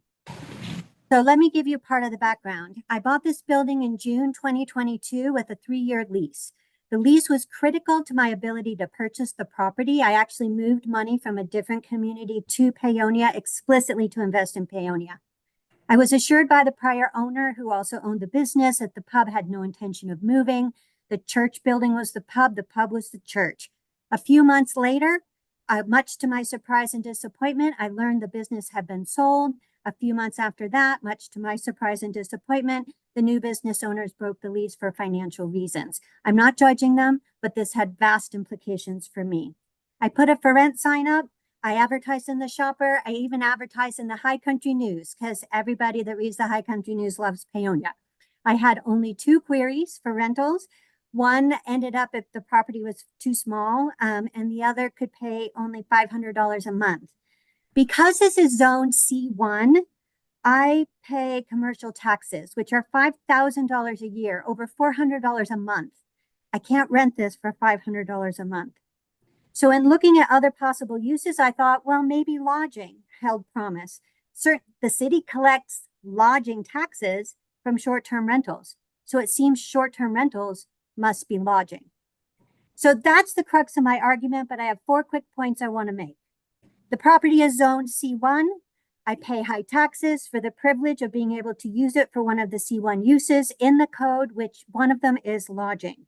Two, there's always a concern with short-term rentals taking housing off the market. This property can't be a long-term rental. It's not big enough and the lot size isn't big enough. So I'm not taking property off the long-term market. In fact, it couldn't even be there. Third, it's a much less intensive use than the pub. I'll have off-street parking. There's not a bunch of back and forth, no food trucks, no music. It's less intensive use. Fourth, in a wide variety of communities across the Western Slope, they actually have no restrictions on the number of short-term rentals in C1 zones. I had a handout for the Planning Commission, but in Carbondale, Aspen, Ouray, Telluride, Steamboat, they understand that C1 is a great place for short-term rentals because you want those folks closer to restaurants, you want them closer to shops. I know we're not here to judge other towns' code, but I think it's instructive that that conversation has been had. So back to the crux of my argument, the property is C1, and I pay for that heavily. Lodging is an acceptable use by code with special review, and that's what we're doing now. The code gives rooming houses and B&Bs as examples of lodging. So it says lodging facilities in the code, in parentheses, including bed and breakfast and rooming houses. So I went to Webster's. The definition of including means comprising part of a group. It's not exclusive. I don't think the writers of the code meant to say lodging facilities, which includes only rooming houses and bed and breakfast. It's a for example. I also went back to Webster's, right, to look up lodging. It's a temporary place to stay for a short period of time, such as lodging for the night. So certainly short-term rentals I would think, align with the definition of lodging. It's great that whoever wrote the code back in the day actually included lodging facilities as a more general category and didn't restrict it. I mean, there weren't even short-term rentals when the code was written. So in sum, I am a commercial property owner. I expressly invested in Paonia on purpose because I wanted to move my money here. I want to create something beautiful. I want to create something appealing that will bring people to the downtown core. Staff's argument, in essence, is that they're just not sure if short-term rentals are lodging. But even in the city's own documents, short-term rentals are lumped in with hotels, motels, and B&Bs. Let me read you something from the FAQ that's posted on the Paonia website around short-term rentals. The question is, why aren't short-term rentals taxed like hotels? The answer is, they are, exclamation point. All short-term rentals, hotels, motels, and bed and breakfast in Paonia are required to pay state sales tax and county lodging tax. So they are lumped together and considered lodging even in the city's own documents. In this way, Paonia collects lodging taxes, as I said, that fuel the city's coffer every month from Airbnb. It seems that declining my request for an allowable use for an expensive C1 properties would mean that you don't think short-term rentals are a form of lodging. But then I would ask, how come Paonia is collecting taxes for lodging on short-term rentals? I would say that defining short-term rentals as lodging when it comes to filling Paonia's coffers, but not defining short-term rentals as lodging when it comes to interpretation of code and my request is inequitable at best and hypocritical at worst. I hope the Board of Trustees reasonably accepts that I am requesting, as aligned with the Paonia Code, an acceptable use of lodging for C1 property in Paonia, hence my request. Thank you very much. Perfect timing. So I will now open the public comment portion of the public hearing. Would anyone like to come up and speak on this topic? Yes, please come up, and if you will, clearly state your full name and address and swear to tell the truth on this matter.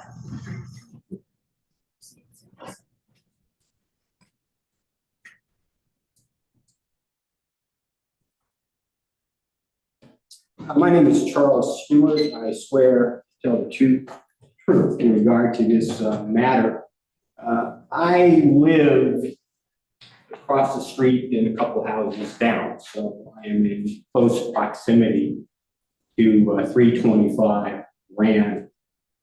325 Grand was zoned R3 it got rezoned C1, and I don't know the exact time frame, but we're probably talking 10, 15 years ago. That property was spot zoned. It's on C1, but everything around it is R3.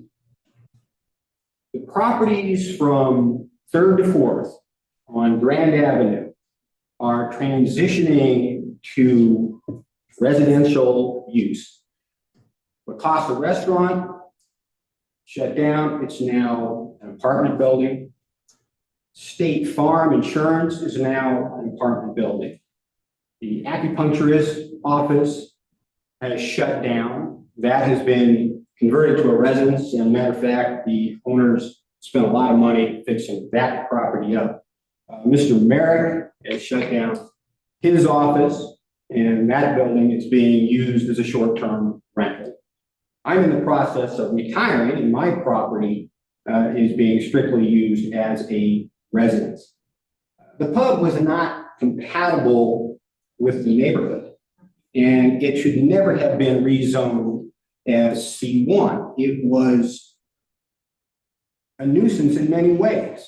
The noise was significant. There were significant traffic issues, and there were safety issues related to children on Grand Avenue walking towards the school, to the elementary school. A short-term rental is much more compatible to the neighborhood than a bar. And my concern, and I think it should be the concern of the board, is that you could create a situation where the only realistic economic use of that building is a bar. And a bar is going to create problems. There's going to be problems in terms of the neighborhood. I think people will resist that. And I think you're going to have the same kind of problems that existed with the pub. The pub was pretty good. They were trying to be as considerate as possible. But if you end up with a bar at that location, you're going to end up with noise problems. You're going to end up with problems regarding traffic. You're going to have safety issues. You're going to have all of those problems. I'm somewhat perplexed because I looked at the schedule of uses for C1 zone property, and the schedule of uses allows for motels, hotels, and lodging facilities, including room houses and bed and breakfast. Lodging facilities is not limited to room houses and bed and breakfast. It seems to me that with special review, lodging is in fact a permitted use.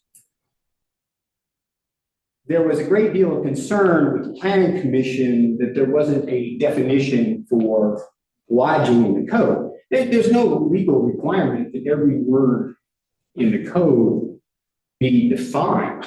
That's just totally impractical.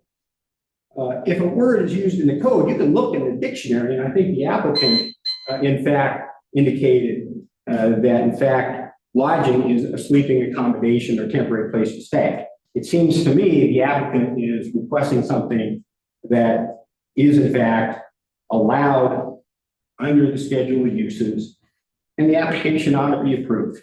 Thank you. Thank you. Other members of the public that would like to speak?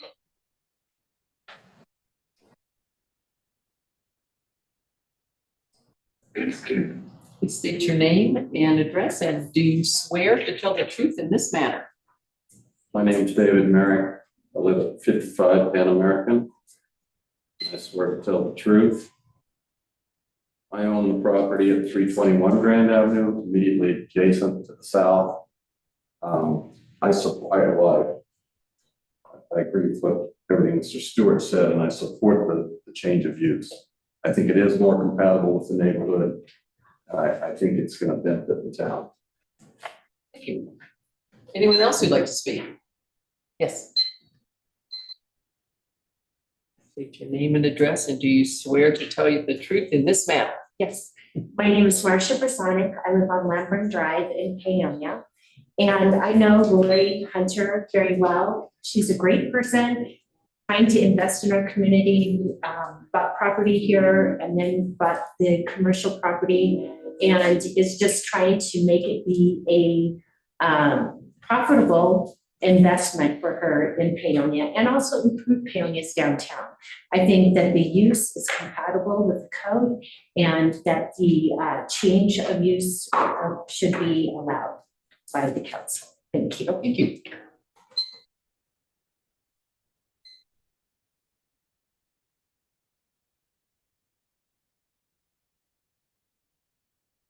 Would anyone else like to come up and speak? Okay, seeing none. Does the applicant wish to offer further comment? I could say thank you. I'd like to say thank you to Charles, David, and Marcia for speaking in favor of this. The idea that the use is compatible with code, that it's a desirable use as compared to current zoning. I also really want to emphasize that part of what the Planning Commission's confusion was around this dwelling unit as a business use. We went around and around and around, and I never asked for that. I never asked for that. And I expressed my concern with the wording, and I was told, oh, it was fine. So I just really want to make sure people understand that I did not change my request. The proposal or the staff recommendations or the explanation to the Planning Commission was incorrect. So I really appreciate the comments from the public. Thank you very much. Any further comment from town staff? Yes. So there are a number of points that we do have to address. Number one, we don't collect any sort of sales tax directly, aside from the $5 transaction fee for marijuana. Everything else is passed through from the state, so I wanted to clarify that. Second, what we have to do before us is look at our existing code. There is no provision, regardless of what's on the FAQ page, it is not the Paonia Municipal Code. We have to look at what's in our actual code. There's nothing that talks about short-term rentals outside of motels, hotels, and lodging. And that was the point of contention. Yes, I understand dwelling units is a bit part of the business use. It was discussed at great length at the Planning Commission. There was also the definition of lodging and what that entails.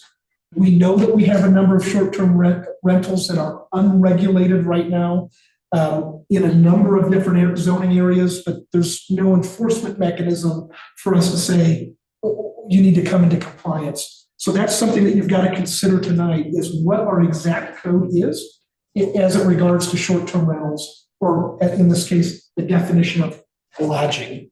And I think the applicant did give a good definition for it. Thank you. I will now close the public comment portion of the public hearing.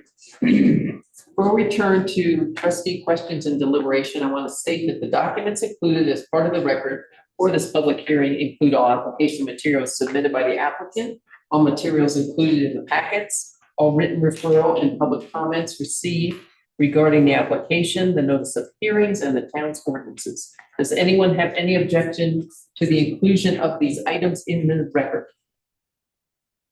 Seeing none. Questions from the trustees who would like to begin? Okay, I have a question about. Yes, I'm sorry, trustee Schwartz. I have a question about the Planning Commission. Did they make a no recommendation or did they make no recommendation? I'm sorry. No, meaning that they move to deny, but they don't support it, or is it we're not bringing forth a yes or no? This was a very neutral no recommendation Okay, thank to the Board of Trustees. No, but I still want to, I'm sorry, you can't.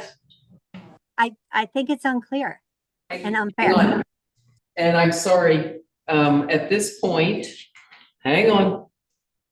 Yeah, to be clear, they didn't give an accept, deny, approval. It was just a no recommendation. They punted the Board of Trustees. And I'm sorry, the applicant can't chime in. Sorry. Other questions from trustees?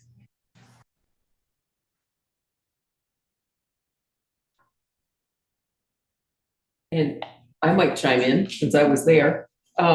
It was very confusing. And one of the things that came up was to potentially ask the trustees who can ask work of the attorney. The Planning Commission cannot, but the trustees can. And it really was to ask the trustees, and please correct me if I'm wrong, ask the attorney, correct me if I'm wrong on this, I'm going from memory, that we needed some help with interpretation of the code with our attorney.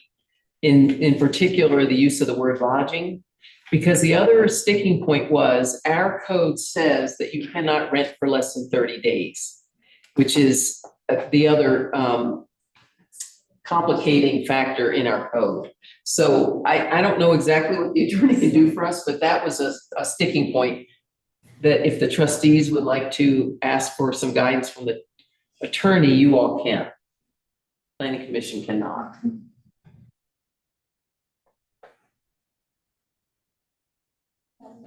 Yes, trustee. I would like sorry. to ask for clarification from the attorney because it all comes down to this, to the word lodging. And would short-term rentals be included in lodging as defined by the Paonia Municipal Code?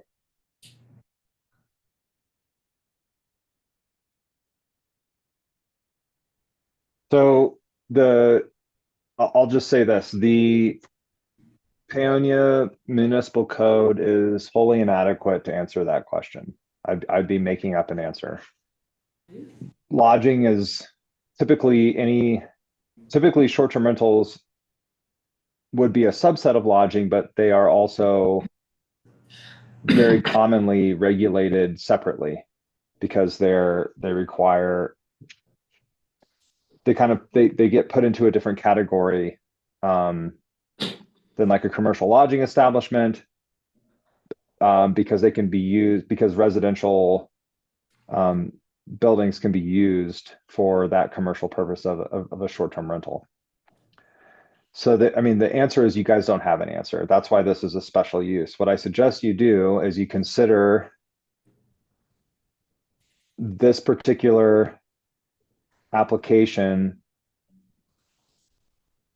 as a standalone case. And then I would suggest that you, in the near future, try to tackle short-term rental ordinance that would regulate something like this. And once you put it in place, it doesn't mean that this doesn't mean necessarily this would be grandfathered in.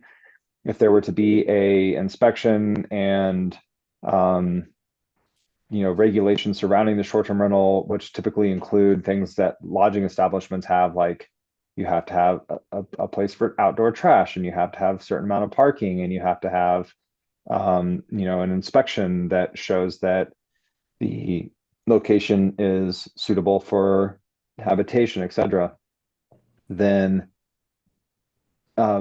you could then apply that retroactively to any houses that were being used for short-term rentals. And now, when you come up with that future code, but for now, I'd be very careful not to try to apply our current definition. They're just not there. Our lodging definition is very minimal, and most lodging definitions are a lot more encompassing.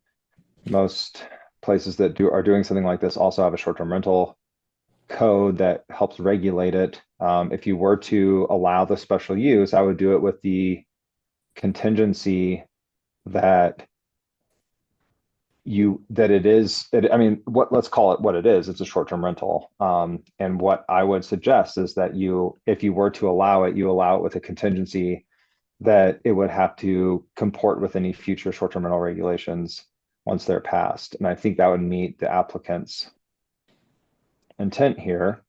She's trying to do something that's actually very common, that just seems very, I guess, out of place because we don't have the regulations to explain it.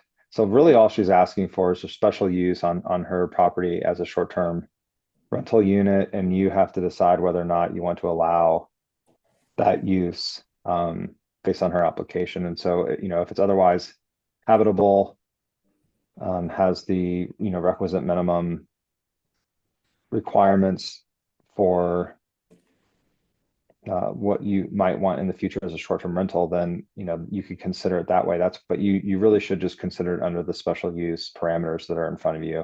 And unfortunately, that's not very clear. I can't make up a definition for you. That's something that you're going to have to decide in the future.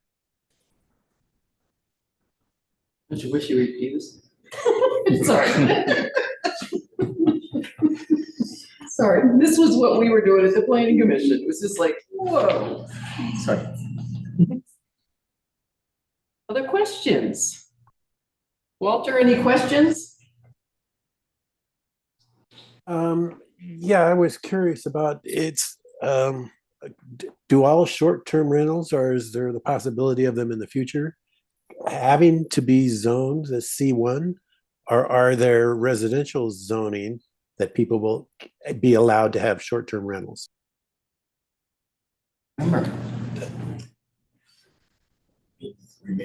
Yeah. So, do you remember? Yeah. So we did talk about short-term rental regulations along with ADUs as part of our housing needs assessment. And I don't think there was any sort of restriction to having short-term rentals during that conversation being relegated to C1. I think it was, I want to say maybe R2 was discussed as well. I don't recall, but it's on the website. I think it was limited to C1, definitely not. Well, because they're happening right now and they're not C1. Correct.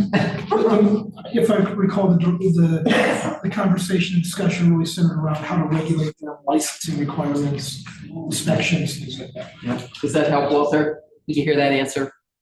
I did. It just seems unfair that if this Lori has to have a C1 designation to have her short-term rental, when there are other properties in town that have short-term rentals that are R3 or R2 even. I'm not sure exactly what zoning requirements are necessary for short-term rentals. We have no current regulations.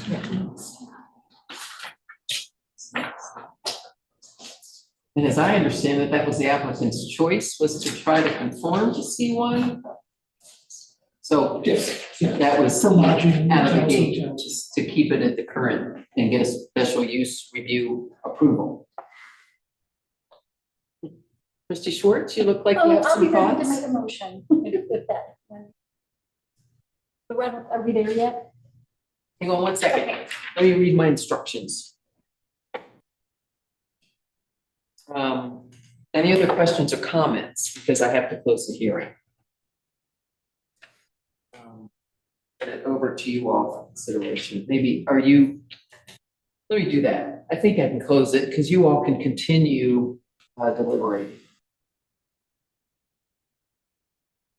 So I will now close the public hearing and turn the matter over to the board for consideration of the resolution listed on the agenda. So I think you can continue or make your motion. I'll make a motion. I move to recommend approval of SRV 2024-04 because it does not adversely affect the public health, safety, and welfare of the existing core commercial area, that the special use substantially conforms to the comprehensive master plan, and that the proposed use meets the review criteria and performance standards as required, with the contingency that it'll have to comply with any short-term regulations that town may develop in the future. Short-term rental. Short-term, thank you, short-term rental regulations that town may develop in the future. Is there a second?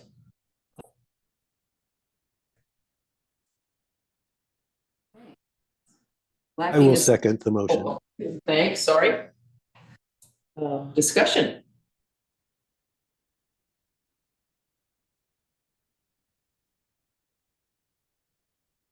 No further discussion? Would you like to vote? All in favor? Mayor, I would ask for a roll call. Okay. Okay.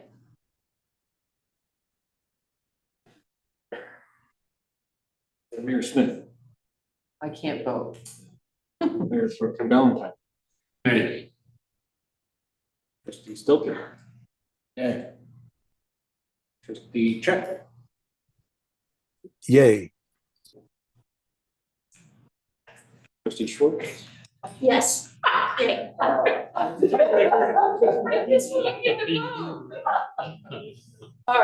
gonna do what Trustee Schwartz does. Give me a minute. Could you read your, no, I heard the motion, it's okay. I can read it again. No, that's all right.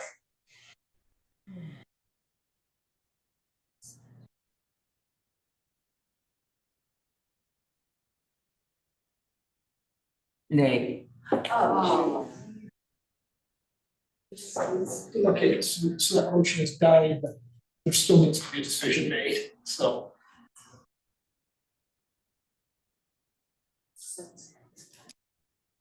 Someone else ready to make a motion? I make a motion to reject the short-term rental at 326 Grand Avenue. Actually, would be page 139. I don't know, and look at the other option for the potential motions to see if that's page 130. Oh, yeah.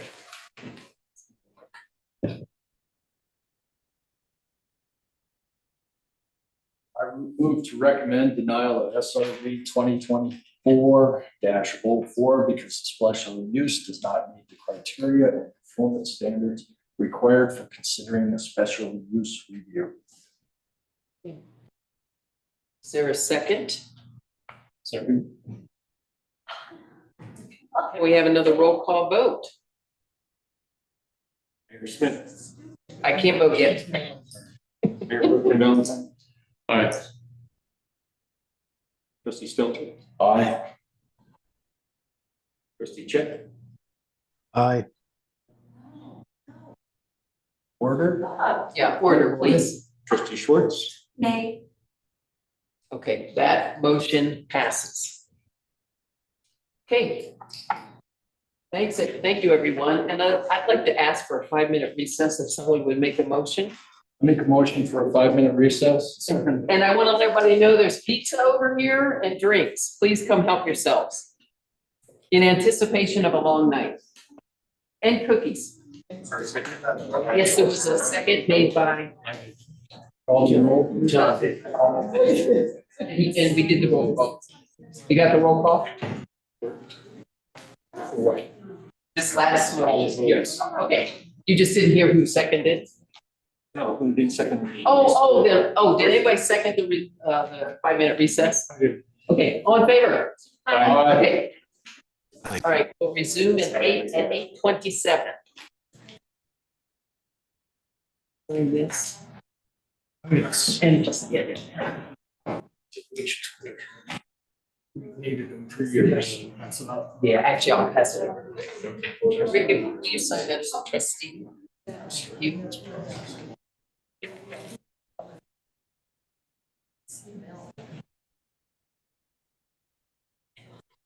Oh, can you text Lucy? Oh, you're texting Lucy, thank you. Yes, well. And then if you would pass that on for trustee Schwartz to sign. Lucy sign.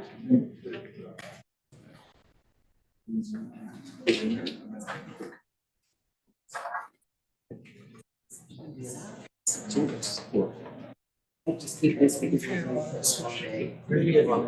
No, that's the way it's kind of hold it. Yeah, help yourself. Right up.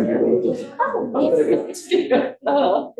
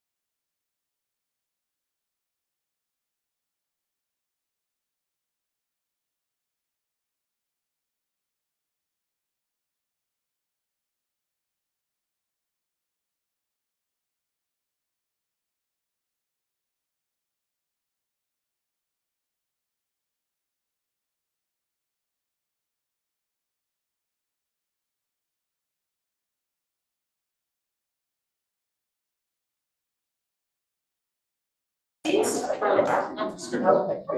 right, we are moving along. We are at, agenda item number 9, which is the Learning Council's second annual Pickle Fest at Apple Valley Park. And it's on page 173 of the packet. People are following along. Let me get there.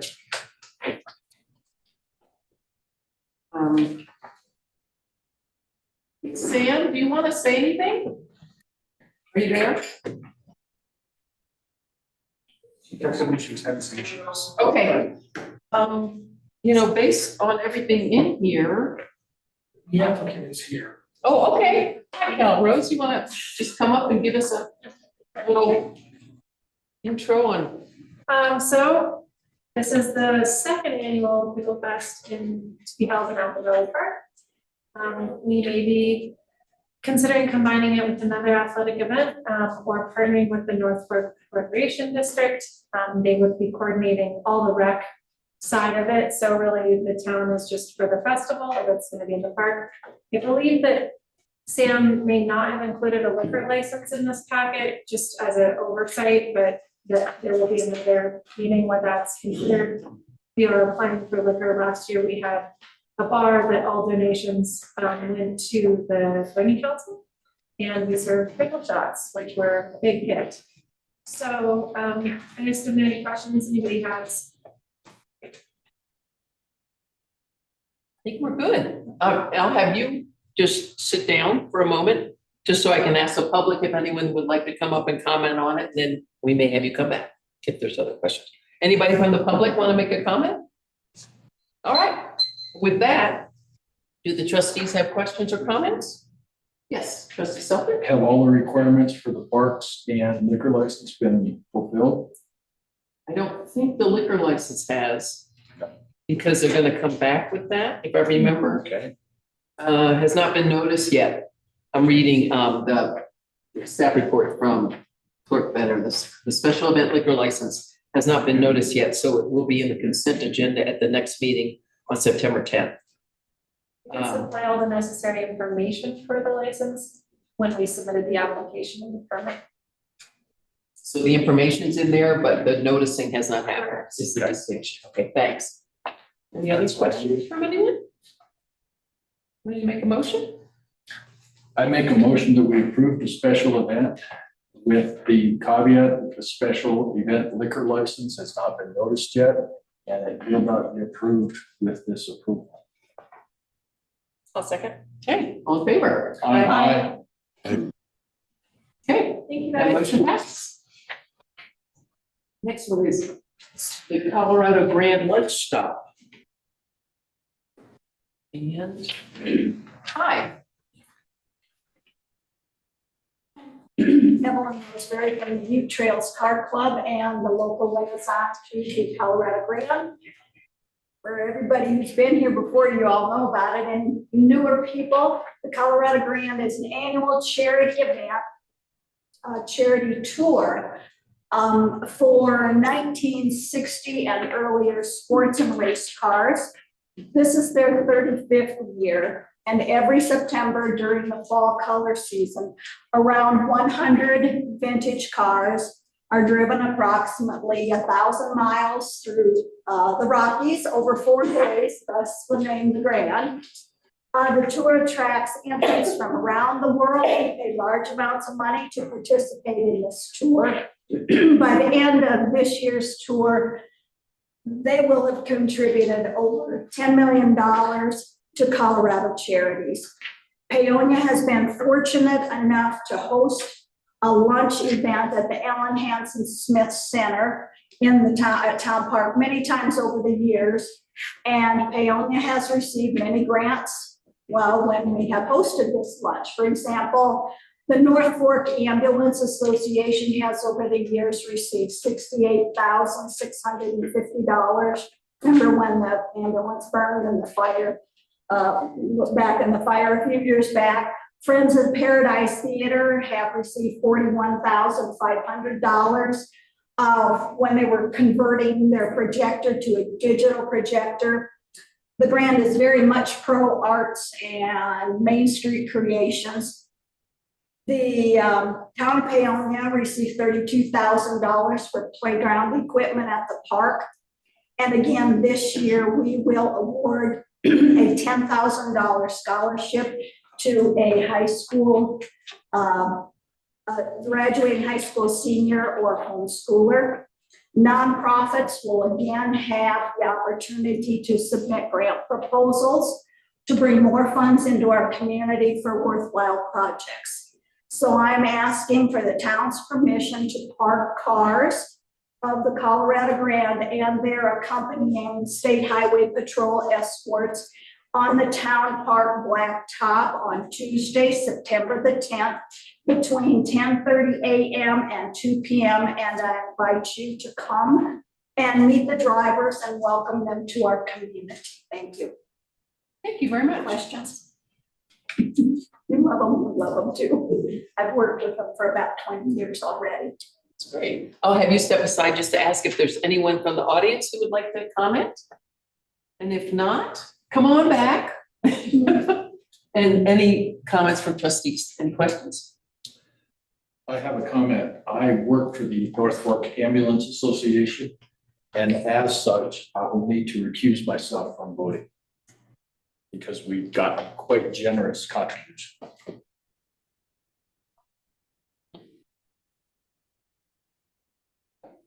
Anyone else? I'll make a motion to approve special event permit 2024-12. Second. Seconded? All in favor? Aye. Aye. All right, that motion passes. We look forward to seeing everybody tomorrow. Right. Let's see, agenda item 11, consideration of approval of a capital improvement plan phase 1 waterline design amendment. And I believe, is that Corey or you? Both of us. Okay. I'll read the background. So during design of the west, it's all three of us actually. So during design of the western loop water line, the original bring us is replacing the nearly 2 miles of main steel water main, which follow its existing path from private properties, under driveways and through fields. However, the best practice is to put the town maintained water main along rights of way owned by a governmental entity. This change order contemplates rerouting portions of the water main that aren't already within rights of ways into rights of ways. This design requires new modeling of pressure reducing valve at bolt 8, PRV8, as well as coordination with consecutive systems, those are water companies, service connections along the alignment.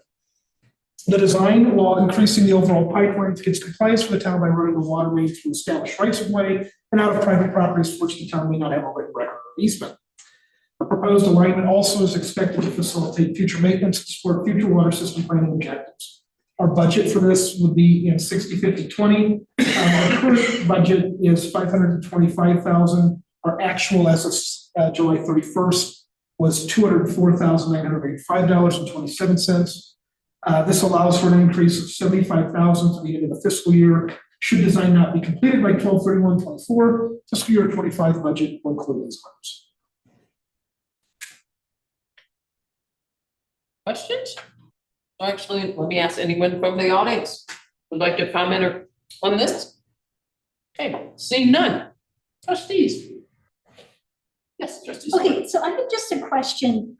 It's just curious to me, why did we go into it assuming that we were gonna put it in the same spot? Seems like we're pretty far along to decide, oh, we should make this change. So that's a question that I have. Yeah, of course. So we've been designing this since July of last year, as if we're going to go in rights of way. What predated me was an agreement with RESPEC to put it along the existing pathway, which goes, I mean, literally under driveways and through private properties. So this is coming. They just know that this is the increase to get to the finish line. Okay, so since last July, they've been designing this way. Until we ran out of money. Okay. Or getting okay, close that's to super money cool. on that task order. Okay. Yeah, not ran out of money, not running out. Yeah. Any other questions? Any for a motion? I move to approve the water capital improvement phase plan phase 1, water line design amendment change order number 1. Second, I'll second. all in favor? Aye. Aye.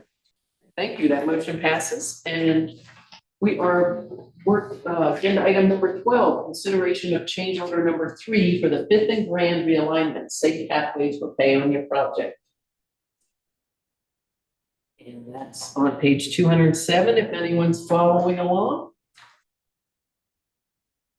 And would Administrator Nguyen, would you like to explain this one? Sure. So I did put this in a town administrator report prefacing that it's coming, but this was based on feedback received during an on-site stakeholder meeting for the project on July 10th.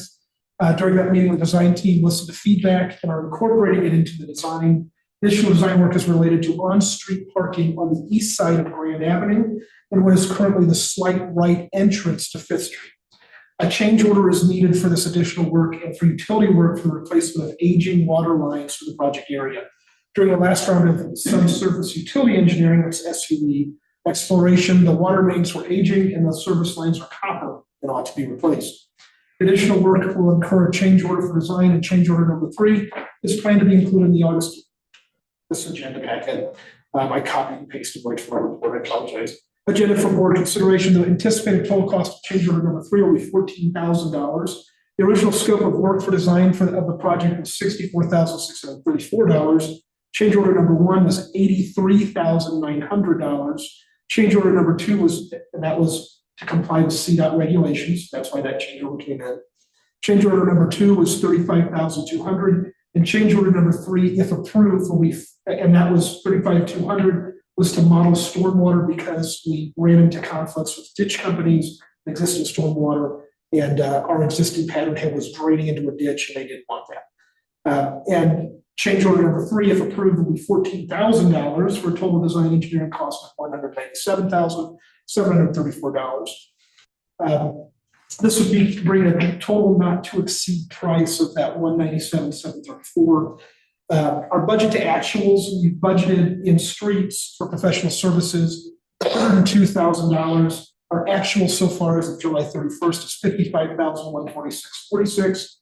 And then we also have in professional water professional services. We budgeted $525 with an actual of $204,985.27, and then $1045.20. So we have 7,000 and 60, 50, 20. We also have 7,000. That's how we broke it. Any comments from the audience? Seeing none, trustees. I really appreciate your, oh, sorry. Oh, go ahead. Okay, I really appreciate, like, it feels like we're so We need a close mirror. and you're saying shovel ready. It's like, this project seems like it's so grant fundable. So it just makes so much sense. That ties into another agenda item. So yes. Anyone else? Oh, Rick, you're beeping. I can't shut it off. Okay.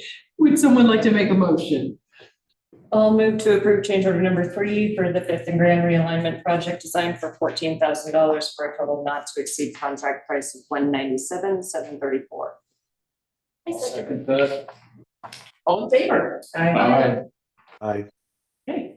Agenda item 13, consideration of geotechnical engineering at the North Fork Valley Airport. Okay. So this one is, I'll just go into it. North Fork Valley Airport Advisory Committee met during a public meeting held on 8/14/2024 at 7 p.m. That was a rough one. During the meeting, the committee discussed improvement projects budgeted for fiscal year 24 with the county and the third-party consulting firm hired by the county for all publicly held airports in the county. During that meeting, the original scope of work for repairs was discussed, and the original amount was believed to be $630,000. It's much lower than the probable opinion of cost from the consulting firm. The county secured funding from CDOT in the amount of $630,000, but the funding won't be available until April 2025. 3 options were presented for the apron rehabilitation project, each of which are dependent on findings from geotech engineering. Option number 1 is full depth reconstruction, which amounted to $1,471,000. Option number 2 is full depth reclamation, which equals $1,041,000. Or option 3, mill and overlay, which would be a cost unknown, is dependent on results of geotech engineering. I would say that it would be highly unlikely that we can do a mill and fill, because that is up on a mesa, it's getting a lot of sun, and the apron is, the clay flew into it, so he can tell you what it's like, but it's in need of serious repair. So I almost feel like option 3, we're gonna come back, even if geotech is given, that it's not an option up there. In order to determine which ought to be designed, the town needs to engage in geotech engineering and preliminary drawings. That cost is $46,000 and is not eligible for reimbursement from CDOT. The town's cost, 75%, that's our agreement with the county, is $34,500, and it is recommended that this be completed to help inform a capital improvement plan and a path moving forward. The county engineer, county highway have said that their approval authority is well within, I think it's 50,000. So it was budgeted this year as well, so they would be able to move forward with it. But we will not receive any CDOT reimbursement or grant funding. We did budget this year in 503270, the North Fork Valley Airport capital outlay budget, as $78,592, but we spent $0. So we do have funding available. The issue would be, we would be removing $34,500 from any match we have available for any actual construction, which they're talking would be closer to 2026.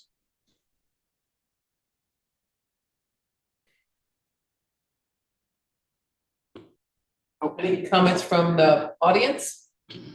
Kate.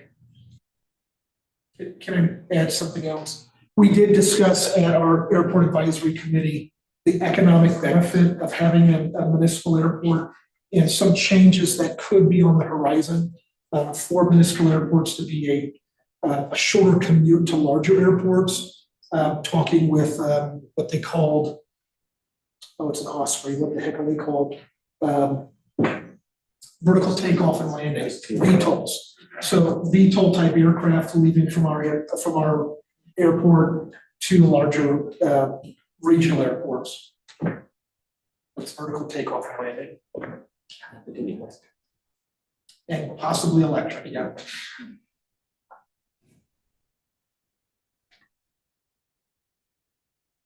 Any questions for the administrator? Trustee Schwartz, no, you go ahead. Okay, so that you did answer questions. So construction, if this is going to happen, won't be until 2026. You know, with the county paying or having to pay 25% of all the repairs, are they counting the CDOT money as their 25%? So correct, they're not. Okay, thank goodness. Okay, and then we would have to come up with 300,000 to 400,000 in 2026. Do you have any idea why the estimate came in so low by like almost half? I believe this is something that's been on like a plan to do for like 6 or 7 years from last year. And so it's just been, you know, costs aren't going down, right? And then if you remember in 21 and 22, the cost of materials skyrocketed because there was a supply shortage. And I don't think we've ever quite recovered from that. So the costs are going to continue to escalate as this goes on. And those preliminary estimates that they gave us were knowing that construction would be happening. Can you describe, what is that place that talks about gravel on the map? So, yeah, there's some, let's see. Maybe on page 213, which is a rundown of preliminary cost breakdown. I was a little confused by this. So there's the first 3 bullet points: project development, preliminary, dessing up, geotechnical, and then that's 46,000. Then the survey, then there's another, it's up to 160,000 for the preliminary, is that right? Correct. So what we're talking about is these first three bullet points, and that's part of the preliminary design with geotech investigation. And that's what's being proposed tonight. Once CDOT approves that money in April and releases it of next year, then all of the others are reimbursable. So that survey, the finished preliminary design and final design are reimbursable from CDOT. And then all of the other final kind of pieces are also reimbursable. And then on option 2, running total of 1041, so it's 670, budget short by 341. Schedule 2. Dirt area pavement 2 and payment at 325,000. That's what I'm wondering about. What's the dirt area? Seems like it should have been in that. I do want to, I want to explain the running total thing, because I had that same question from consultants. The running total is adding the pieces for design into it, and the number on the left is the actual, what they're estimating the cost of actual construction. And so combined, that's what you're looking at, is that running total. As far as dirt. On page 214, it's schedule 1, it's dirt, 39,220 square feet. It's the red. It's in the tie down area,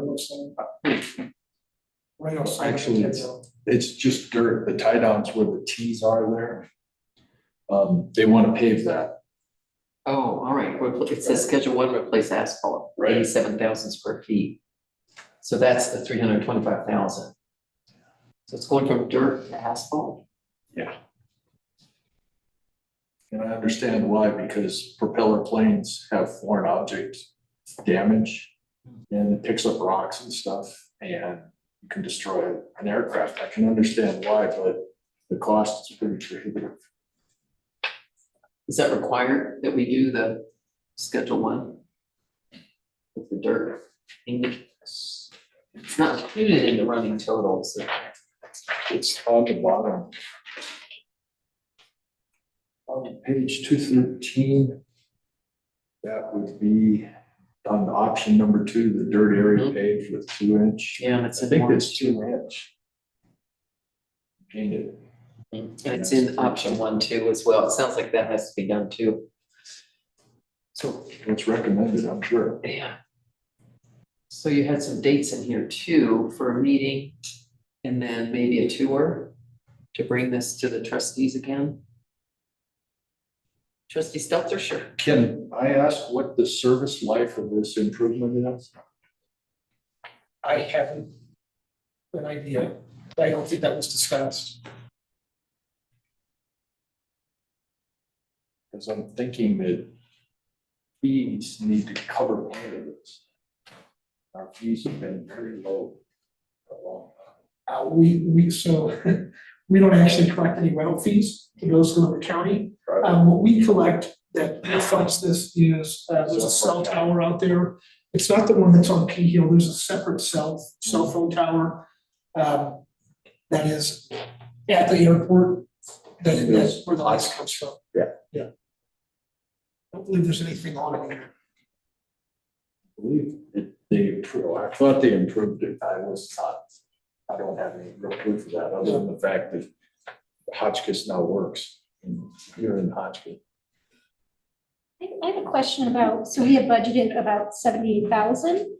What was the intention of it, and what won't we be able to do if we fund this? So that was, sorry. No, that's okay. So that was the cost, that was our anticipated cost of paving, based on it actually happening this year. I think our entire advisory committee was kind of shocked that there wasn't a design actually completed. And that in order to even start design, we have to do geotechnical engineering. So, because we had budgeted, like we were going to be doing paving this year. That's what we thought our conversations were with the county, and then it turned into consultant hasn't designed anything, and here's the cost of the design. Any other questions from trustees? All right, somebody ready to make a motion? Oh, Walter, any questions from you? Sorry. No, I don't have a question. Okay, thanks.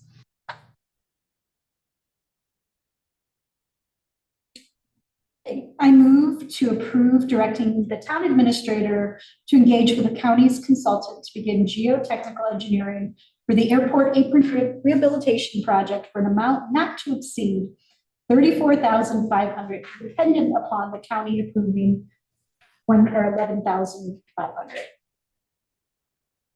Second, I'll second. all in favor? Aye. Okay, that motion passes. Moving on to item number 14.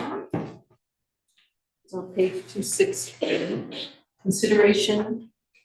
Oh, no, so I'm sorry. Yeah, 14, discuss a grant administrator position.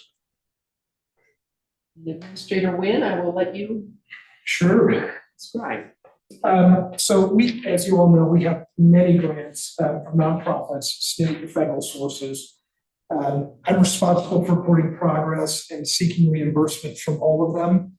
The Fifth and Grand Realignment Project is going to require the assistance of a grant administrator to apply for our Safe Routes to School grant through CDOT.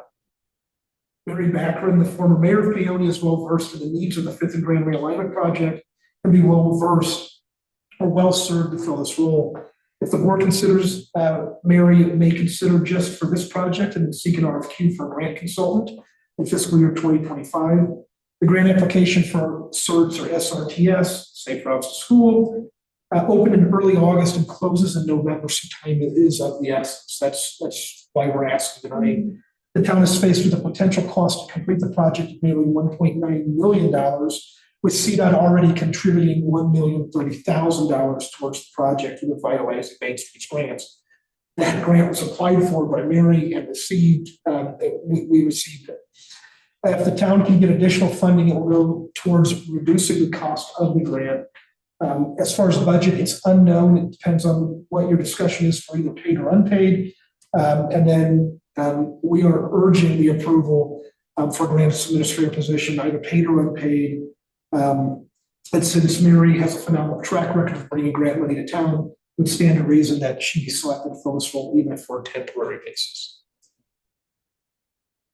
We need one. I mean, this is honestly our last ditch effort for supplemental funding for Fifth and Grand before we really have to fund the project out of reserves. Ask any comments from the audience?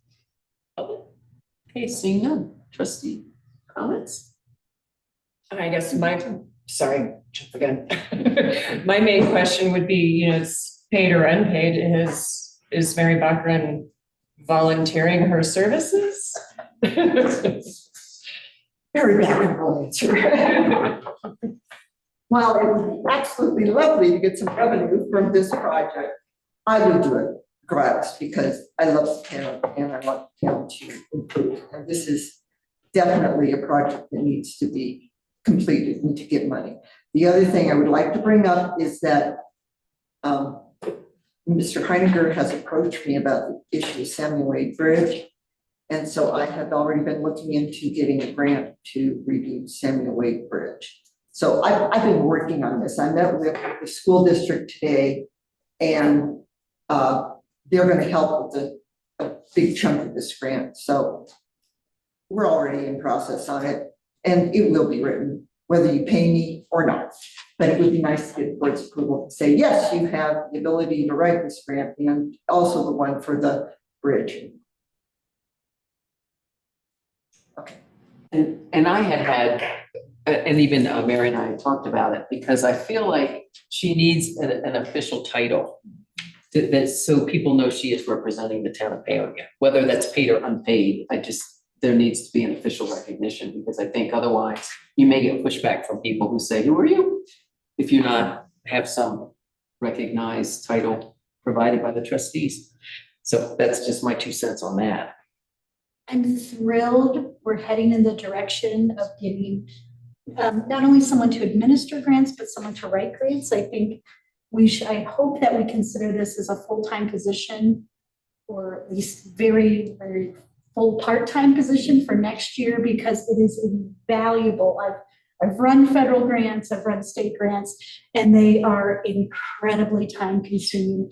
And you have too much on your plate, staff has too much on their plate, and you have to have someone who is very experienced in getting the grants, doing the reporting, fulfilling all the requirements. So I 100% support us moving in this direction. And Mary, you proved yourself over and over just how many grants you were able to get for us.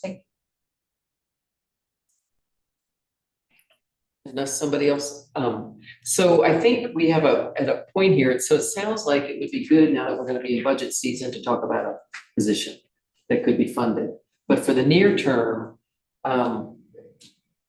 we need to determine if Mary can work specifically on the, what was it, SRPS, to get that through at this point, and whether you wanna pay her something or not. But it seems to me that this is a budget issue to add a grants person on, and then we would have to advertise and do an RFQ or something. But yeah, I mean, I agree. But in the near term, what would you like to do for getting Mary's time devoted to this particular grant cycle?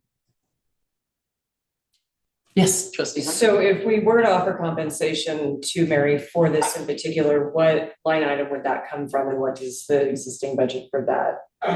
What we would probably need to do is 1099 this year, since it's not an actual position, it's outside of our positional camp. So it would probably come out of professional services, that 20 line item, and I would propose that we would split it up between the administration department, I think it's 104120, water and sewer, so that's 60/50/20 and 70/50/120. And what are the budget to actuals looking like there? I can pull it up if you'd like. Rather than just say, I'll pull them up.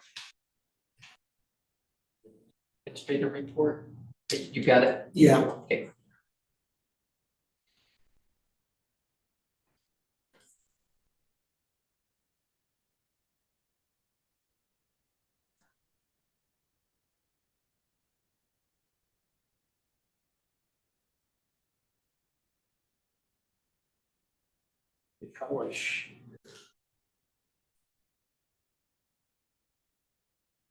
And a follow-up question, because I'm not even sure who to ask this to. I have no idea what typical compensation for something like this would look like. Like, I don't even know where to start with a number. Like, the work needs done. Mary's offering to do it. That's amazing. She's done amazing things for us as a town. I would like to see her compensated if we have the money to do it, but I don't know where to start with how much. And I'm fully in support of moving forward with a permanent position that I do think we should do an RFQ for rather than, expecting to hire. It's 104120. Legal engineering professional services as of July 31st. In administration, budgeted 105, actual 35,000 by 2025. And then we had talked about water as well. And actually, we could even, do we budget anything at streets? We did. So streets 104520 is 102,000. We're at 55,146.46. And then water is, we're okay. Water. Yeah, okay. Thank you. So does the administrator, Wynn, or any of the board members have like a starting point on what typical compensation for something like this would be? Do you have any idea how many hours will be involved to deal with the SRTS, sorry? Being at the school district, it's really going to help on this most difficult part, which is parent surveys and the student surveys. And they're going to provide me with more data on what that they've already put up. And being that I already written 3 grants on the same project, I can take much of that narrative and put it in. So I would say probably at the high end, it'll be 40 hours to do this grant. At the low end, 20. What's the deadline? November. Closes in November. Okay. November 30th? No. One. Oh, okay. So we got a month.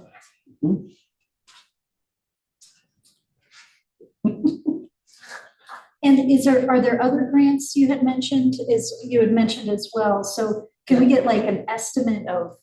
Oh, the bridge grant, I don't have the foggiest idea how much that's gonna take. I'm still waiting to hear from CML on that because they're the ones that administer that grant. And I suspect I will have to work very closely with Mr. Heininger to do that grant. And that's gonna be at least 40 hours to do that grant. What's the deadline on it? Do you have a deadline? I don't know. That's the thing. I'm waiting to hear from CML on all of that stuff. So when it gets submitted and how much money there is and what the deadlines are. Yes, trustee Schwartz. I do have, I don't know if it's a motion or whatever, but I could see something like for a not to exceed of 10,000 for the remainder of the year, paid at $50 an hour or a rate to be compensated by town administrator, maybe at a rate to be compensated by you. I mean, it is a contractor. I've hired contract grant writers before. If 50 is on the low end, I'll say that for people who know how to bring money in. But since we have a budgeted for it, I mean, this is a teeny investment for what could be incredible returns.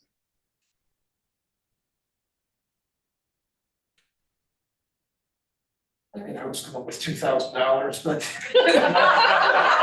It's gonna be more grants for the rest of the year. Sure. And what I don't want to do is hamstring us. We know there's a lot of projects out there, there's grants, and it's like, let's just, if we're gonna do this, we know what we have to do, let's do it. And so that would be my recommendation. Any other discussion on that? That sounds good. I would agree with trustee Schwartz. Great. Is that a motion? I will make a motion. I'll make a formal motion. I motion that the board approve a not to exceed budget of $10,000 through December 31st, 2024 at a rate to be.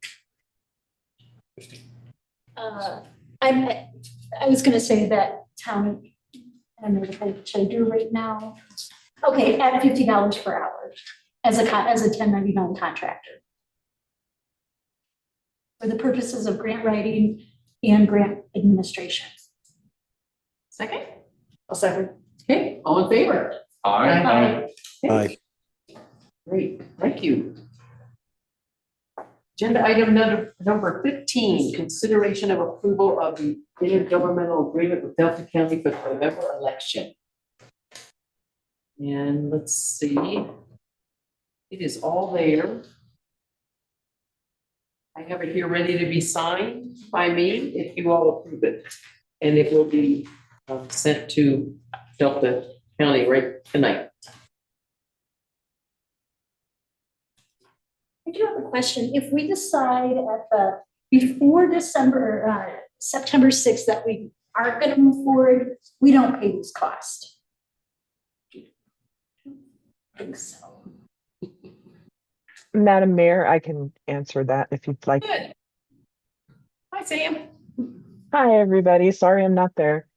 At the last time we signed an intergovernmental agreement, they're up to a certain point. I can't tell you the exact date on it, but there's up to a certain point where we can cancel it without any issues. I do believe it's once they print ballots. Once they actually print ballots to send out, that's essentially the large part of what we're paying for. So if we hit that point, we might as well just hold our election anyways, honestly. And then it gets, they take their cost and they split it amongst the communities who are having them do their election too. So. Thank you. Any other discussion? Somebody like to make a motion? I make a motion that we approve the IGA with Delta County for the election. Well, second. Second. Okay, all in favor? Aye. Right, Aye. great. That motion passes. We're moving on to item number 16. Consideration of task order for wastewater sewer collection system project needs assessment with respect. And So we brought this up during our workshop that you're gonna see an agenda item. The town's water engineers respec produced a P&A for water as a requirement for receiving state revolving fund loans. This task order is to produce the same type of P&A document, but this time for wastewater. Town is faced with increasing rules and regulations for treatment of its wastewater facility, and CDPHE may require improvements as a condition of renewing the town's NPDES permit. Over the last few years, the town's collection system has experienced significant decay and failure throughout multiple areas in town. In fiscal year 2023, there were 3 major sewer replacement projects that were unplanned due to catastrophic failure. The intent of this task order is to allow the town to apply for funding from state programs so that it can begin replacing portions of the sanitary sewer pipe collection system that is decades over its useful life. The budget is 705120, budget 15,250, the actual 18,979.33. They are over budget for professional services and wastewater. Although the line item is already over budget, the sanitary sewer fund is not over budget. $40,000 cost can be assumed in the fund. If the fund gets close to needing an amendment, the budget to actuals will help to inform the decision. Comments from the audience? Okay, trustee discussion. Okay, is the P&A just to replace the pipe or is it to replace the mechanical systems? This is specifically for collections, correct? Yeah. Can you explain what collections mean? Collections are all of our sewer mains in town. So anything that comes from the house, the service line into our main lines, that is what we're talking about for collections. In some communities, they have what are called lift stations, and that's, to lift it up, to go up something. We are so lucky with our system. It's all gravity fed. So there aren't any mechanical pieces in collections. Just a mechanical rack. Yeah, so, and we're gonna ask for that to be part of that P&A. What we're talking about is a flex rake. So right now, during the tour, we saw our guys got down into the grate to lift out like plastics and nasty pieces. What this does is it works 24/7, 365, or 366 on a leap year, and continues to move all of those things out of our the influent area and puts it in the trash can. So our guys don't have to get into a pit and remove it with raw sewage coming in. But that's part of the treatment plant other than the collection system. What's collections? Wait, is that collections? We would ask them to put it in the P&A. Because it's number one, it's gotta be designed, and number two, it's gonna be a very expensive piece of equipment. For that 40,000, you said the sanitary sewer fund is not over budget. 40,000 costs can be assumed in the fund. Basically, that 40,000 was just going to go into the sewer reserves if not spent. Yeah, and what I mean by that is each individual line item may be either under budget or over budget, but what was approved is that bottom line. And, I can make transfers all day long within that fund to make things balance, as long as the overall bottom number doesn't change. If it's getting close to being over budget, you'll see a budget amendment come to you. The good news is we received in a significant sum from a grant reimbursement for Doris Avenue this year. So we're not underwater. Anyone else? Walter, anything you want to ask? No, I know I wouldn't like to be out there shoveling that muck. Do that. I don't want to consume it. I do have 2 more questions. Sure, still go right ahead. Okay. So when I looked at the specific scope of services, it says RESPEC will generate this report and enter the information into the application portal, which will consist of the following. A lot of these things seem like things that staff would do and not RESPEC, like organizational chart, legal ownership of system, like how come, and also some of them seem like, well, that should be something the engineer should do. Why are they entering it in and not us? So this is part of a complete package that goes for consideration of like debt funding. So because these are loans. The only thing, you know, of course, they're gonna glean information from us and put all of this packaging together, things that we don't have time to do. The one thing that they will have me do is the 20-year cash flow analysis, just like I did for water. That's gonna be a piece that rests on staff to finish. And when do you think we'll see that ish? I would assume it would be sometime next year. They would start working on it this year, but we probably won't see it deliverable until next year, right? Yeah. Cause I'm sure we're gonna wanna canvas some. Right. And so it's gonna take us a while to get the deliverables they need to. They're gonna need some exploration to see the current conditions of our collections pipes. Which will also help. It might help us avoid some. How we found the other sewer line collapses and that, you know, we don't wanna wait till. There's a pothole bubbling. Water. Now that you have an issue where a bunch of homeowners calling in that they're all backed up, you know, those are. Tough times, so. So you all fully support this? Yeah. Okay, you're like, of course. I try to brush it off.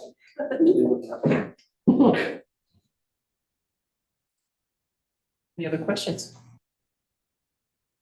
Good, trustee Schwartz. I am, thank you. Those are all the Thank you very questions. much. Great. All right, somebody ready to make a motion? I move to approve a new task order for Respect to produce a PNA report for the sewer system with the amount not to exceed $40,000. Second. Okay, all in favor? Aye. Aye. That motion passes. We are now to agenda item number 17, consideration of purchasing a Graco line laser, bringing another HP paint stripper. Striker. Oh, sorry. That's what this town is. Save it to the end. Stripper.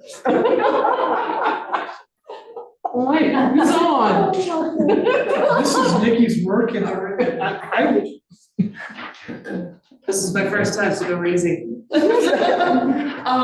So we are requesting, to purchase a striper. Okay, there we go. Is in need of a striper in order to repaint parking areas, curbs, roads, road lines, crosswalks, bike lanes, walk lanes, EMS parking, things of that sort. As you can probably tell, just by looking around, that we have not painted anything for a long time. We don't currently have one. We're also working with the Nature Connection, who has a Safe Routes to Parks grant. So there is a possibility of some reimbursement with this purchase. We talked to him the other day though, and we might need to amend that number a little bit, but it's, yeah.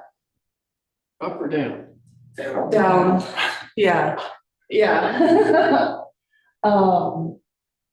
So the quotes that are in the attachments, they're all for the same model.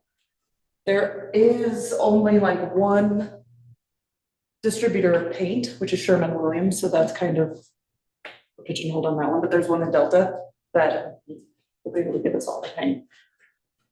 For the budget, the Streets Department Code 104574 has a current balance of $82,500. The total amount of the, which is the complete budget for machinery and equipment, and no funds have been used this year.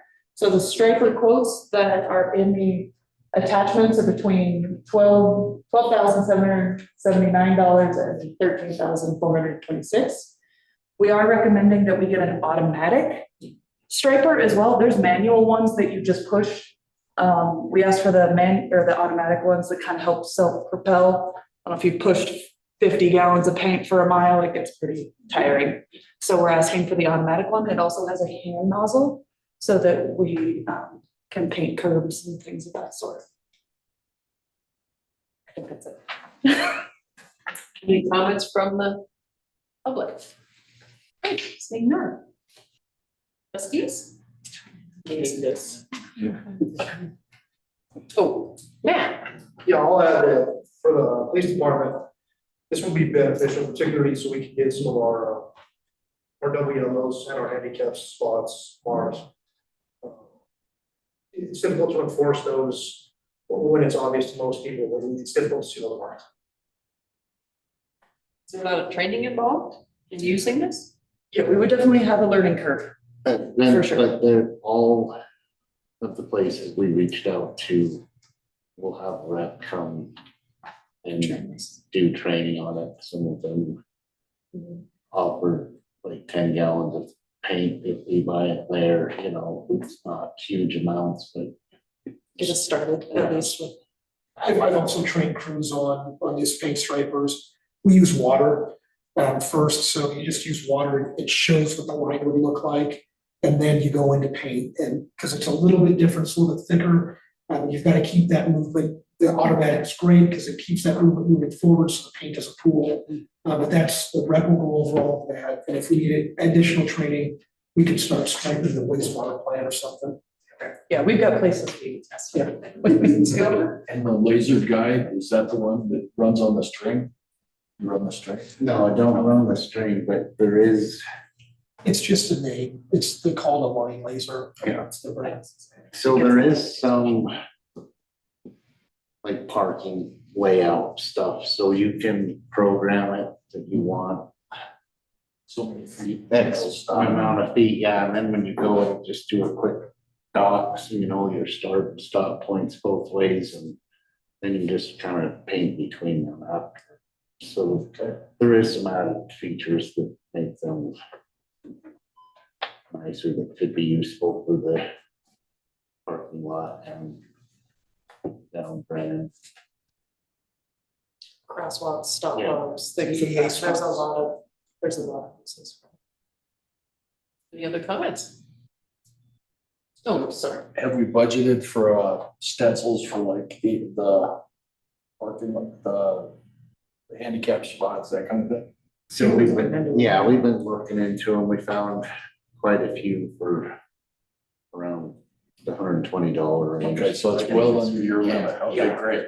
That's all I wanted to know. We can even make them, but if you find $420 in the file. Well, it's just choosing the size we want. I don't know if we want to go the full 48-inch logo to the 51-inch, you know. It should be within our approval. Yes, that's what it sounds like, so hope it's not an issue. But yeah, we've been looking into those and the sidewalk or crosswalk stencils as well. Maybe like, just like the parking line, that's super easy, that way they're all straight. Yeah. Professional. Yes, two quick questions.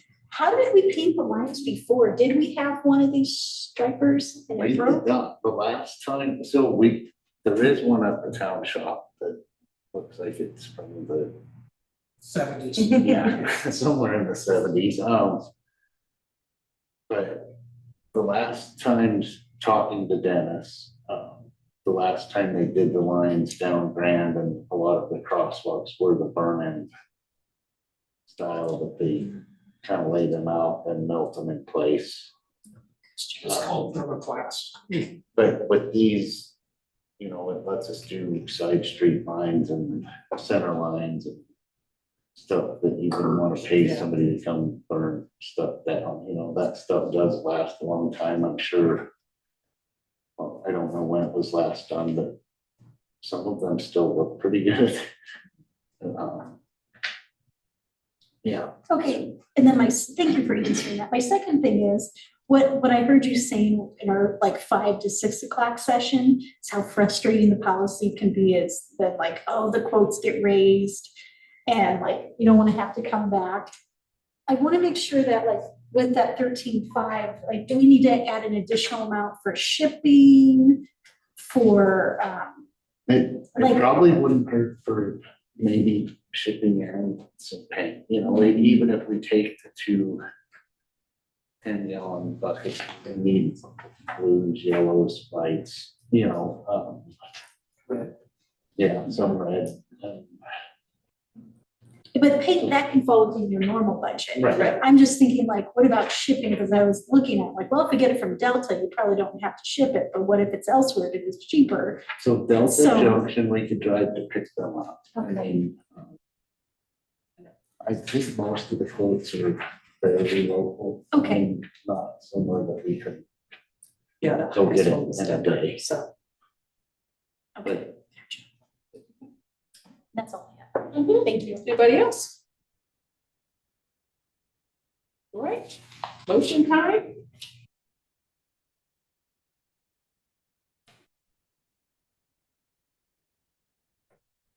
I move to approve the purchase of a Graco line laser B 3900 HP paint sprayer in an amount not to exceed 13.5. Do you want us to increase that in case there's shipping? Can you do 14 just in case? I'm sure. Yeah, let's, can we say 14? 14, that way they include shipping. A second. Okay. Did you get the second? All in favor? Aye. Okay, Right. great. Agenda item number 18, consideration of purchasing a UTV side by side. We have to extend the meeting. Oh, we do, don't we? I move we extend the meeting 20 minutes. I'll second that. In favor? Aye. Aye. Thank you. Did you amend this one? Wait, did you? You want me to start and you fill in Yeah, gaps? yeah. Okay. I was prepped for this, not by Public Works, but by our engineers. After we got up on the hydrogeological study and had to borrow our chief's personal side-by-side, of which we had to make sure was insured to Sursa in case of any damage. We don't have a working ATV or UTV or side-by-side, however you want to call it, for the Public Works Department. We just don't have one. We did have a quad, and I don't know if that works anymore or not. Quad is toast. So this is how our team gets onto the mountain to look at our spring network, our spring system, and then to do any sort of work up there, like brush removal, so that we can finish our LiDAR and things like, those kinds of things. It's also very useful for some other. Yeah, so we would also use these side-by-sides, ATVs, whatever you want to call them, for plowing snow. They're also small enough. One of them that we're requesting would be just a small 50-inch that can ride on the sidewalks, have a water tank in the back. We could water all the flowers. A whole lot easier than driving our big diesel dump truck to do landscaping right here. We don't need that size of truck, but that's the one we have. So we can use these smaller vehicles for when we have smaller jobs. They can also go on the grass as well and not leave rust. So Parks would benefit from it greatly. He spends the majority of his time walking, putting sprinklers in the mountain. So that helps there as well. But plowing snow is a big one as well. The quote that is in here is plowed just for the 50-inch for sidewalks at this time. The 6-seater has the capacity to have a plow. I just didn't get a quote for it. So we could also use those for plowing snow. But previously we had budgeted for a fleet vehicle up to $40,000. We're asking if we could instead purchase these 2 ATVs instead of a fleet vehicle. The attachments would keep it under that 40 grand for 2 of them. One 6-seater, one 2-seater. And that also gets us enough people up on the mountain to do this work for the hydrology study. So even hydrogeological study aside, like normally some of these places that we'd have to go up and do repairs, it's gonna be load up a bunch of shovels and go panic dig, because by the time you get a mini up there, I mean, you'll spend a day and a half just getting a mini to some of these areas where if we could haul 5 guys up and go dig a hole, we could probably knock it out fairly fast, versus that if we can only get going side by side, you could fit 3 if you was lucky, if they were small. But Yeah, the 6-seater would just be nice for other projects and maintenance up there. And the quotes also have, like high tow capacity winches, things that you would need up there for those sorts of things too, under the $40,000 budget. Questions? Oh, hang on. Anybody from the audience have a comment? Okay, thanks. Yes. I just have a question. Could you speak to the fleet vehicle? Is that no longer needed? Why was that? That was before my time. If you want to do that one, yeah. It still is technically a need. I think having a mechanic that is able to keep our older ones going, I think this is a current bigger need than another fleet vehicle. I think we could manage for at least a couple more years or the vehicles that we do have. I think some of them do need to go get surplus, but they're not broke down, just sitting somewhere. So this is a bigger current need, but the other Even for- need still exists. But you Yeah. think we probably have a couple years? For us to have any shot at getting everything cleared in the hydrogeological study finished this year, like it's dependent that we can get them up there and us up there, so. Yeah, so the vehicle would just drop off of our capital improvement plan. It would just be bumped to next year. And so, you know, we would still plan on trying to purchase, start replacing our fleet of older vehicles, public works. And just bump that. That's why we have that 5-year capital improvement. Trustee Schwartz.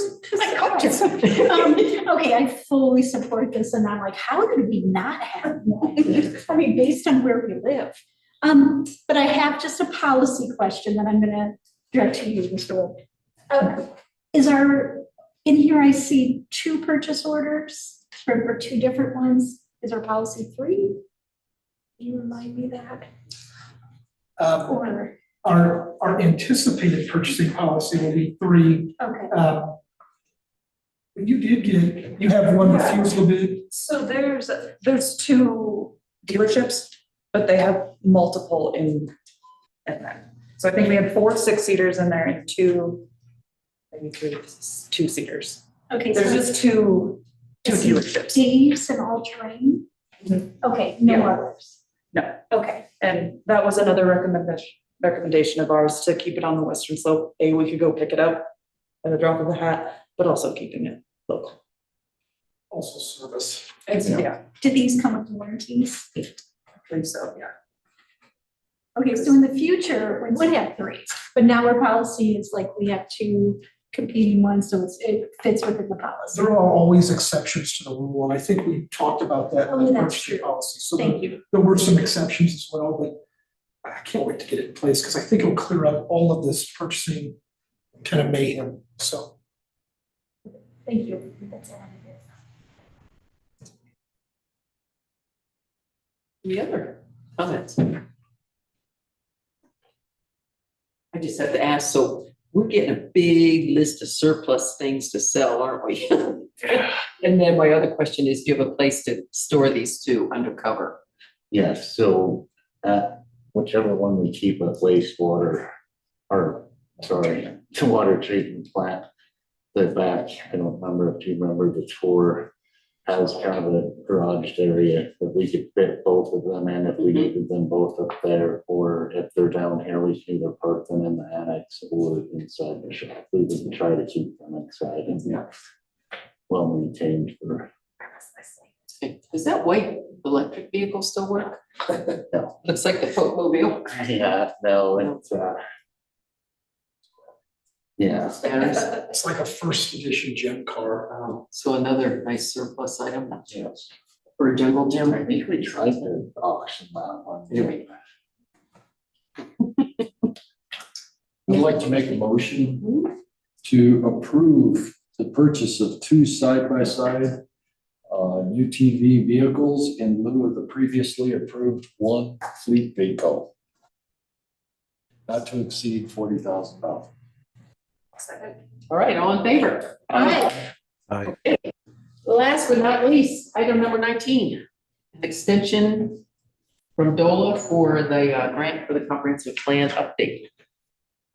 I think we've heard a lot of discussion at the planning commission. I think we've had a lot of discussion at the planning commission while they're doing their diligent work and review, revising the final draft of the comprehensive plan, that they're not going to meet the deadline by 9:30. And so DOLA sent us instructions on what it would take to consider an extension. Consider this doesn't mean that it's going to just be approved, because it is the second extension of the grant. And they are found in this attachment. It'll require a letter signed by the chief elected official to get consideration of an extension. DOLA has no comment on whether or not it will consider a second extension of the grant. This could cost us up to $25,000 if the town is not compliant with DOLA, and we're forced to pay back funds that have already been reimbursed. We've already been reimbursed about $15,000. I guess what we've got is an email. This is the actual email from Ted Gensler, the one that's at DOLA that's managing this grant, and there's a prescription of what is needed for us. So my recommendation, my hope is that you will approve it so that we can at least get a letter put together, have the mayor sign it, send it in for that consideration, because time is running out. Any comments from the public? Okay, from the trustees. Okay, even though they say 1 year suggested, please God, no. Can we just say like December 31st, 2024 is our deadline? Like we do not want to drag this on a year, even though we could. I think having a deadline is really helpful.